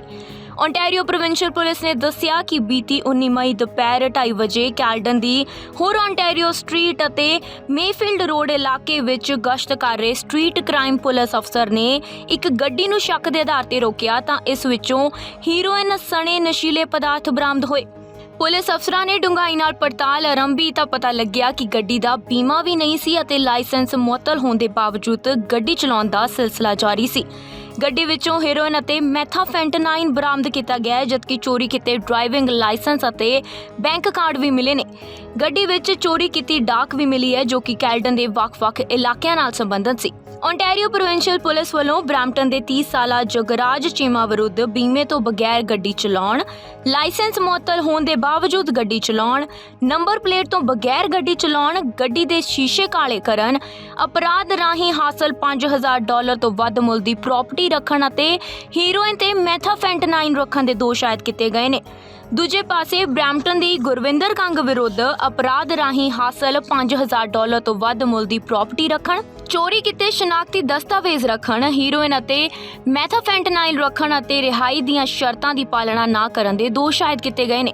ਦੋਹਾਂ ਜਾਣਿਆਂ ਨੂੰ ਔਰੰਜਵਿਲ ਦੀ ਅਦਾਲਤ ਵਿੱਚ ਪੇਸ਼ੀ 25 ਜੁਲਾਈ ਨੂੰ ਹੋਵੇਗੀ, ਜਿੱਥੇ ਇਹ ਆਪਣੇ ਵਿਰੁੱਧ ਲੱਗੇ ਦੋਸ਼ਾਂ ਬਾਰੇ ਜਵਾਬ ਦੇਣਗੇ। ਪੁਲਿਸ ਨੇ ਲੋਕਾਂ ਨੂੰ ਅਪੀਲ ਕੀਤੀ ਹੈ ਕਿ ਜੇ ਕਿਸੇ ਕੋਲ ਇਸ ਮਾਮਲੇ ਬਾਰੇ ਕੋਈ ਹੋਰ ਜਾਣਕਾਰੀ ਹੋਵੇ ਤਾਂ Caledon community street crime unit ਦੇ ਅਫਸਰਾਂ ਨਾਲ 9052842241 ਤੇ ਸੰਪਰਕ ਕਰੇ ਜਾਂ ਫਿਰ ਟੋਲ ਫ੍ਰੀ ਨੰਬਰ 1-888-310-1122 ਤੇ ਕਾਲ ਕੀਤੀ ਜਾ ਸਕਦੀ ਹੈ। ਗੁਪਤ ਤਰੀਕੇ ਨਾਲ ਜਾਣਕਾਰੀ ਦੇਣ ਲਈ ਪੀਲ ਕ੍ਰਾਈਮ ਸਟਾਪਰਸ ਨਾਲ 1-800-222 ਜਾਂ ਫਿਰ ਟਿਪਸ ਦੇਣ ਲਈ 8477 ਤੇ ਸੰਪਰਕ ਕੀਤਾ ਜਾ ਸਕਦਾ ਹੈ। ਇੱਥੇ ਦੱਸਣਾ ਬੰਦ ਹੈ ਕਿ ਗ੍ਰੇਟਰ ਟੋਰਾਂਟੋ ਏਰੀਆ ਵਿੱਚ ਪਿਛਲੇ ਸਮੇਂ ਦੌਰਾਨ ਕਾਰ ਖੋਹਣ, ਸ਼ਰਾਬ ਪੀ ਕੇ ਗੱਡੀ ਚਲਾਉਣ, ਗੈਰ ਕਾਨੂੰਨੀ ਹਥਿਆਰ ਰੱਖਣ ਅਤੇ ਨਸ਼ਿਆਂ ਦੀ ਤਸਕਰੀ ਦੇ ਮਾਮਲੇ ਵਿੱਚ ਦਰਜਨਾਂ ਪੰਜਾਬੀ ਗ੍ਰਿਫਤਾਰ ਕੀਤੇ ਜਾ ਚੁੱਕੇ ਨੇ। ਇਹਨਾਂ ਵਿੱਚੋਂ ਜ਼ਿਆਦਾਤਰ ਗਿਣਤੀ ਨੌਜਵਾਨਾਂ ਦੀ ਹੈ, ਜੋ ਰਾਤੋਂ ਰਾਤ ਅਮੀਰ ਬਣਨ ਦੇ ਲਾਲਚ ਵਿੱਚ ਕੋਹਰਾਏ ਪੈ ਜਾਂਦੇ ਨੇ ਜਾਂ ਫਿਰ ਮਾੜੀ ਸੰਗਤ ਉਹਨਾਂ ਨੂੰ ਜੁਰਮ ਦੀ ਦੁਨੀਆ ਵਿੱਚ ਲੈ ਜਾਂਦੀ ਹੈ, ਜਿੱਥੇ ਉਹ ਇੱਕ ਮਗਰੋਂ ਇੱਕ ਅਪਰਾਧ ਕਰਦਿਆਂ ਕਾਲੇ ਦਲਦਲ ਵਿੱਚ ਡੁੱਬਦੇ ਚਲੇ ਜਾਂਦੇ ਨੇ। Bureau report, channel Punjabi. Ontario ਦੇ ਲੰਡਨ ਵਿਖੇ ਪ੍ਰੋਗਰੈਸਿਵ ਕੰਜ਼ਰਵੇਟਿਵ ਪਾਰਟੀ ਦੇ ਨੇਤਾ ਡਗ ਫੋਰਡ ਨੇ ਅਗਲੇ 10 ਸਾਲਾਂ ਵਿੱਚ ਸੂਬੇ ਭਰ 'ਚ 1.5 ਮਿਲੀਅਨ ਘਰ ਬਣਾ ਕੇ ਹਾਊਸਿੰਗ ਸਪਲਾਈ ਦੀ ਕਮੀ ਨੂੰ ਹੱਲ ਕਰਨ ਲਈ ਆਪਣੀ ਪਾਰਟੀ ਦੇ ਦਾਅਵੇ ਦਾ ਖੁਲਾਸਾ ਕੀਤਾ ਹੈ। ਓਨਟਾਰੀਓ ਦੀ ਆਬਾਦੀ ਵਿੱਚ ਦਿਨੋ-ਦਿਨ ਹੋ ਰਹੇ ਵਾਧੇ ਨੂੰ ਧਿਆਨ ਵਿੱਚ ਰੱਖਦਿਆਂ ਹੋਇਆਂ ਸਿਰਫ ਡਗਫੋਰਡ ਤੇ ਓਨਟਾਰੀਓ ਦੀ ਪੀਸੀ ਪਾਰਟੀ ਕੋਲ ਹੀ ਅਗਲੇ 10 ਸਾਲਾਂ ਵਿੱਚ 1.5 ਮਿਲੀਅਨ ਨਵੇਂ ਕਿਫਾਇਤੀ ਘਰ ਬਣਾਉਣ ਦੀ ਯੋਜਨਾ ਹੈ ਅਤੇ ਇਹ ਦਾਅਵਾ ਹੋਰ ਕਿਸੇ ਨੇ ਨਹੀਂ, ਖੁਦ ਡਗਫੋਰਡ ਨੇ ਕੀਤਾ ਹੈ। ਫੋਰਡ ਨੇ ਆਖਿਆ ਕਿ ਐਨਡੀਪੀ ਤੇ ਲਿਬਰਲਸ ਵੱਲੋਂ ਨਵੇਂ ਘਰ ਬਣਾਉਣ ਤੋਂ ਨਾ ਕਰਨ ਦੀਆਂ ਨਵੀਆਂ ਰਿਪੋਰਟਾਂ, ਕਮੇਟੀਆਂ ਤੇ ਅਧਿਨੇ ਦਾ ਬਹਾਨਾ ਲਾਇਆ ਜਾਵੇਗਾ। ਇਸ ਦੇ ਨਾਲ ਹੀ ਓਨਟਾਰੀਓ ਦੇ ਪਰਿਵਾਰਾਂ ਲਈ ਆਪਣਾ ਘਰ ਖਰੀਦਣਾ ਹੋਰ ਵੀ ਮਹਿੰਗਾ ਹੋ ਸਕਦਾ ਹੈ। ਪਰ ਡਗਫੋਰਡ ਦੀ ਅਗਵਾਈ ਵਿੱਚ ਪੀਸੀ ਸਰਕਾਰ ਨੇ ਪ੍ਰੋਵਿੰਸ ਦਾ ਪਹਿਲਾ ਹਾਊਸਿੰਗ ਸਪਲਾਈ ਐਕਸ਼ਨ ਪਲਾਨ ਤਿਆਰ ਕੀਤਾ ਹੈ ਤਾਂ ਕਿ ਰੈੱਡ ਟੇਪ ਨੂੰ ਖਤਮ ਕਰਕੇ ਜਲਦ ਤੋਂ ਜਲਦ ਨਵੇਂ ਘਰਾਂ ਦਾ ਨਿਰਮਾਣ ਕੀਤਾ ਜਾ ਸਕੇ। ਇਸ ਪਲਾਨ ਦੇ ਸਕਾਰਾਤਮਕ ਨਤੀਜੇ 2021 ਵਿੱਚ ਵੀ ਅਸੀਂ ਦੇਖ ਚੁੱਕੇ ਹਾਂ। ਸਿਰਫ 12 ਮਹੀਨਿਆਂ ਵਿੱਚ 1 ਲੱਖ ਨਵੇਂ ਘਰਾਂ ਦੇ ਨਿਰਮਾਣ ਲਈ ਨੀਂਹ ਪੱਥਰ ਰੱਖਿਆ ਗਿਆ ਸੀ। 1987 ਤੋਂ ਲੈ ਕੇ ਹੁਣ ਤੱਕ 1 ਸਾਲ ਦੇ ਅੰਦਰ ਇੰਨੀ ਵੱਡੀ ਮਾਤਰਾ ਵਿੱਚ ਘਰਾਂ ਦਾ ਨਿਰਮਾਣ ਨਹੀਂ ਹੋਇਆ ਸੀ। ਪੀਸੀ ਸਰਕਾਰ ਨੇ ਕਮਿਊਨਿਟੀ ਤੇ ਸਪੋਰਟਿਵ ਹਾਊਸਿੰਗ ਸਰਵਿਸਿਜ਼ ਵਿੱਚ ਵਾਧਾ ਕਰਨ ਲਈ ਮਿਊਨਿਸਪਲ ਤੇ ਫੈਡਰਲ ਸਰਕਾਰਾਂ ਨਾਲ ਰਲ ਕੇ ਕਈ ਮਿਲੀਅਨ ਡਾਲਰ ਦਾ ਨਿਵੇਸ਼ ਕੀਤਾ ਹੈ। And our party, the PC party, is here to support you. Only the PCs will move the WSIB head office and bring thousands of good-paying jobs to the heart of London. And as the city grows, only the Ontario PCs will invest another $160 million to improve the speed and frequency of the all-new GO train service between London and Toronto. We secured a historic $2 billion investment from GM to protect and create thousands of direct and indirect jobs across Ontario, including converting its Cami Ingersoll plant into the first full-scale electric vehicle manufacturing facility in all of Canada. And we're bringing more jobs to the region with the recent $120 million investment by Medicom to build a new nitrile glove plant. And that's big, folks, really big. Friends, we have a plan for London's growth. We have a plan for Ontario's growth. That means rebuilding Ontario's economy with better jobs and bigger paychecks, so our kids and grandkids can build their future here in Ontario. It means saying yes to building highways and key infrastructure. It means working with workers by getting more women and men into the skilled trades. It means keeping our province and our economy open today and in the future. Ford ਨੇ ਅੱਗੇ ਆਖਿਆ ਕਿ ਨਵੀਂ ਚੁਣੀ ਗਈ ਪੀਸੀ ਸਰਕਾਰ land ਤੇ housing permit ਸੱਟੇਬਾਜ਼ਾਂ ਦਾ ਪਤਾ ਲਗਾ ਕੇ ਉਹਨਾਂ ਖਿਲਾਫ ਸਖਤ ਕਾਰਵਾਈ ਕਰੇਗੀ ਜਿਹੜੇ ਨਵੇਂ ਘਰਾਂ ਦੀ ਸਪਲਾਈ ਦਾ ਰਾਹ ਰੋਕ ਰਹੇ ਨੇ ਅਤੇ ਜਿਨ੍ਹਾਂ ਕਾਰਨ ਘਰਾਂ ਦੀਆਂ ਕੀਮਤਾਂ ਵਿੱਚ ਵਾਧਾ ਹੋ ਰਿਹਾ ਹੈ। ਓਨਟਾਰੀਓ ਵਿੱਚ ਘਰ ਖਰੀਦਣ ਦੇ ਚਾਹਵਾਨਾਂ ਲਈ ਸਟੈਂਡ ਲਿਆ ਜਾਵੇਗਾ। ਪੀਸੀ ਸਰਕਾਰ ਨੇ ਵਿਦੇਸ਼ੀ ਖਰੀਦਦਾਰਾਂ ਉੱਤੇ ਸਭ ਤੋਂ ਸਖਤ ਟੈਕਸ ਲਾ ਕੇ ਲਿਬਰਲਸ ਵਾਲੀ ਪਾਰਟੀ ਦੀ ਚੋਰ ਮੋਰੀਆਂ ਨੂੰ ਬੰਦ ਕੀਤਾ ਹੈ। At a time when our province is growing, as we welcome more families to fill the jobs in the skilled trades and manufacturing, we need to build more homes. We've come a long way. Our PC government broke ground on a record number of new homes, with more than 100,000 homes in only 12 months. That's the highest level of new housing starts in a year since 1987. Last year, our PC government reached a 30-year record for rental housing construction, with the most units built in a single year since 1991. We can't stop there. We need to do more. That's why a re-elected PC government will build 1.5 million homes over the next 10 years. We're going to keep working with municipalities to cut through the red tape and accelerating permitting and approvals. Working with municipal partners, we're going to update our housing supply action plan every year, so we can get more homes built faster. And we're going to continue to advance our transit-oriented community program so we can build more homes closer to transit. Just a few short weeks ago, our PC government announced plans to build nearly 50,000 new housing units in the GTA that will be connected to transit. That's 50,000 more homes who will live close to subways and other transit options. ਇਸ ਦੇ ਨਾਲ ਹੀ ਪੀਸੀ ਸਰਕਾਰ ਨੇ ਅਨੈਤਿਕ developments ਖਿਲਾਫ ਜੁਰਮਾਨੇ ਲਾ ਕੇ Ontario ਦੇ housing regulators ਦੇ ਹੱਥ ਮਜ਼ਬੂਤ ਕੀਤੇ ਨੇ। ਦੱਸ ਦਈਏ ਕਿ ਓਨਟਾਰੀਓ ਵਿੱਚ 2 ਜੂਨ ਨੂੰ ਆਮ ਚੋਣਾਂ ਹੋਣ ਜਾ ਰਹੀਆਂ ਨੇ ਅਤੇ ਕਈ ਸਾਰੇ ਸਰਵੇਖਣਾਂ ਅਨੁਸਾਰ ਡਗਫੋਰਡ ਦੀ ਅਗਵਾਈ ਵਾਲੀ ਪ੍ਰੋਗਰੈਸਿਵ ਕੰਜ਼ਰਵੇਟਿਵ ਪਾਰਟੀ ਇਸ ਸਮੇਂ ਵੀ ਅੱਗੇ ਚੱਲ ਰਹੀ ਹੈ। Bureau report, channel Punjabi. Saudi Arab ਨੇ ਲੱਖਾਂ ਭਾਰਤੀਆਂ ਨੂੰ ਵੱਡਾ ਝਟਕਾ ਦਿੱਤਾ ਹੈ। ਸਾਊਦੀ ਅਰਬ ਨੇ ਭਾਰਤ ਸਮੇਤ 16 ਦੇਸ਼ਾਂ 'ਚ ਕੋਰੋਨਾ ਇਨਫੈਕਸ਼ਨ ਦੇ ਵੱਧਦੇ ਮਾਮਲਿਆਂ ਨੂੰ ਦੇਖਦੇ ਹੋਏ ਨਾਗਰਿਕਾਂ ਦੀ ਯਾਤਰਾ ਤੇ ਪਾਬੰਦੀ ਲਗਾ ਦਿੱਤੀ ਹੈ। ਸਾਊਦੀ ਅਰਬ ਦੇ ਪਾਸਪੋਰਟ ਜਨਰਲ ਡਾਇਰੈਕਟੋਰੇਟ ਨੇ ਜਾਰੀ ਆਪਣੇ ਆਦੇਸ਼ 'ਚ ਇਹ ਯਾਤਰਾ ਪਾਬੰਦੀ ਲਗਾਈ ਹੈ। ਸਾਊਦੀ ਅਰਬ ਵਿੱਚ ਬੀਤੇ ਕੁਝ ਹਫ਼ਤਿਆਂ ਤੋਂ ਹਰ ਰੋਜ਼ ਕੋਰੋਨਾ ਵਾਇਰਸ ਦੇ ਵੱਡੀ ਗਿਣਤੀ 'ਚ ਮਾਮਲੇ ਸਾਹਮਣੇ ਆ ਰਹੇ ਹਨ। ਲਗਾਤਾਰ ਵੱਧ ਰਹੇ ਮਾਮਲਿਆਂ ਨੇ ਸਾਊਦੀ ਸਰਕਾਰ ਦੀਆਂ ਪਰੇਸ਼ਾਨੀਆਂ ਵੀ ਵਧਾ ਦਿੱਤੀਆਂ ਨੇ। ਇਸ ਲਈ ਨਾਗਰਿਕਾਂ ਦੀ ਸੁਰੱਖਿਆ ਨੂੰ ਧਿਆਨ ਵਿੱਚ ਰੱਖਦਿਆਂ ਸਰਕਾਰ ਨੇ ਇੱਕ ਵੱਡਾ ਕਦਮ ਚੁੱਕਿਆ ਹੈ। ਸਾਊਦੀ ਅਰਬ ਨੇ ਭਾਰਤ ਸਣੇ 16 ਦੇਸ਼ਾਂ ਨੂੰ ਵੱਡਾ ਝਟਕਾ ਦਿੰਦਿਆਂ ਆਪਣੀ ਨਾਗਰਿਕਾਂ ਦੀ ਯਾਤਰਾ ਤੇ ਬੈਨ ਲਗਾ ਦਿੱਤਾ ਹੈ। ਸਾਊਦੀ ਅਰਬ ਦੇ ਦ ਜਨਰਲ ਡਾਇਰੈਕਟੋਰੇਟ ਆਫ ਪਾਸਪੋਰਟ ਨੇ ਜਾਰੀ ਆਪਣੇ ਆਦੇਸ਼ ਵਿੱਚ ਯਾਤਰਾ ਬੈਨ ਲਗਾਇਆ ਹੈ। ਇਹਨਾਂ ਦੇਸ਼ਾਂ ਵਿੱਚ ਭਾਰਤ ਤੋਂ ਇਲਾਵਾ ਈਰਾਨ, ਤੁਰਕੀ, Yemen, Vietnam, Congo, Ethiopia, Venezuela ਆਦਿ ਸ਼ਾਮਲ ਨੇ। ਸਾਊਦੀ ਅਰਬ ਨੇ ਆਪਣੀ ਰਿਪੋਰਟ 'ਚ ਦੱਸਿਆ ਕਿ ਪ੍ਰਸ਼ਾਸਨ ਨੇ ਆਪਣੇ ਆਦੇਸ਼ 'ਚ ਇਸ ਗੱਲ ਤੇ ਜ਼ੋਰ ਦਿੱਤਾ ਹੈ ਕਿ ਅਜਿਹੇ ਸਾਊਦੀ ਲੋਕ ਜੋ ਗੈਰ ਅਰਬ ਦੇਸ਼ਾਂ ਦੀ ਯਾਤਰਾ ਕਰਨੀ ਚਾਹੁੰਦੇ ਨੇ, ਉਹਨਾਂ ਦੇ ਪਾਸਪੋਰਟ ਦੀ ਮਿਆਦ 6 ਮਹੀਨੇ ਤੋਂ ਜ਼ਿਆਦਾ ਹੋਣੀ ਚਾਹੀਦੀ ਹੈ। ਬਿਆਨ ਵਿੱਚ ਕਿਹਾ ਗਿਆ ਹੈ ਕਿ ਅਰਬ ਦੇਸ਼ਾਂ ਅੰਦਰ ਯਾਤਰਾ ਕਰ ਰਹੇ ਲੋਕਾਂ ਦੇ ਪਾਸਪੋਰਟ ਦੀ ਮਿਆਦ 3 ਮਹੀਨੇ ਤੋਂ ਜ਼ਿਆਦਾ ਹੋਣੀ ਚਾਹੀਦੀ ਹੈ। ਇਸ ਤੋਂ ਇਲਾਵਾ ਸਾਊਦੀ ਨੇ ਆਪਣੇ ਲੋਕਾਂ ਨੂੰ ਭਰੋਸਾ ਦਿੱਤਾ ਹੈ ਕਿ ਦੇਸ਼ 'ਚ ਹਾਲੇ ਤੱਕ ਮੰਕੀ ਪੌਕਸ ਦਾ ਕੋਈ ਵੀ ਮਾਮਲਾ ਸਾਹਮਣੇ ਨਹੀਂ ਆਇਆ। ਇਸ ਸੰਬੰਧੀ ਸਾਊਦੀ ਅਰਬ ਦੇ ਉਪ ਸਿਹਤ ਮੰਤਰੀ ਅਬਦੁੱਲਾ ਅਸੀਰੀ ਨੇ ਆਖਿਆ ਹੈ ਕਿ ਜੇਕਰ ਦੇਸ਼ 'ਚ ਮੰਕੀ ਪੌਕਸ ਦਾ ਮਾਮਲਾ ਸਾਹਮਣੇ ਆਉਂਦਾ ਹੈ ਤਾਂ ਦੇਸ਼ ਦੇ ਕੋਲ ਉਸ ਨਾਲ ਨਜਿੱਠਣ ਦੀ ਸਮਰੱਥਾ ਵੀ ਹੈ। ਅਸੀਰੀ ਨੇ ਆਖਿਆ ਕਿ ਹਾਲੇ ਤੱਕ ਮੰਕੀ ਪੌਕਸ ਦੇ ਇਨਸਾਨਾਂ ਤੋਂ ਇਨਸਾਨਾਂ ਦੇ ਵਿਚਕਾਰ ਸੰਕਰਮਣ ਦੇ ਮਾਮਲੇ ਬਹੁਤ ਸੀਮਤ ਨੇ, ਪਰ ਹੁਣ ਮੰਕੀ ਪੌਕਸ ਦੇ ਮਾਮਲੇ ਵੱਧ ਕੇ 15 ਦੇਸ਼ਾਂ ਵਿੱਚ ਆ ਚੁੱਕੇ ਨੇ। ਸਾਊਦੀ ਅਰਬ ਵਿੱਚ ਲੱਖਾਂ ਦੀ ਗਿਣਤੀ 'ਚ ਭਾਰਤੀ ਕੰਮ ਕਰਦੇ ਨੇ। ਇਸ ਯਾਤਰਾ ਬੈਨ ਨਾਲ ਉਹਨਾਂ ਦੀਆਂ ਪਰੇਸ਼ਾਨੀਆਂ ਵੀ ਵੱਧ ਸਕਦੀਆਂ ਨੇ। Bureau report, channel Punjabi. ਅੱਜ ਦੇ ਇਸ ਬੁਲਟਨ 'ਚ ਬਸ ਇੰਨਾ ਹੀ। ਨਵੀਆਂ ਤੇ ਤਾਜ਼ਾ ਖਬਰਾਂ ਲੈ ਕੇ ਫਿਰ ਤੋਂ ਹਾਜ਼ਰ ਹੋਵਾਂਗੇ। ਹੁਣ ਮੈਨੂੰ ਯਾਨੀ ਦੁਪਿੰਦਰ ਕੌਰ ਨੂੰ ਦਿਓ ਇਜਾਜ਼ਤ। ਧੰਨਵਾਦ।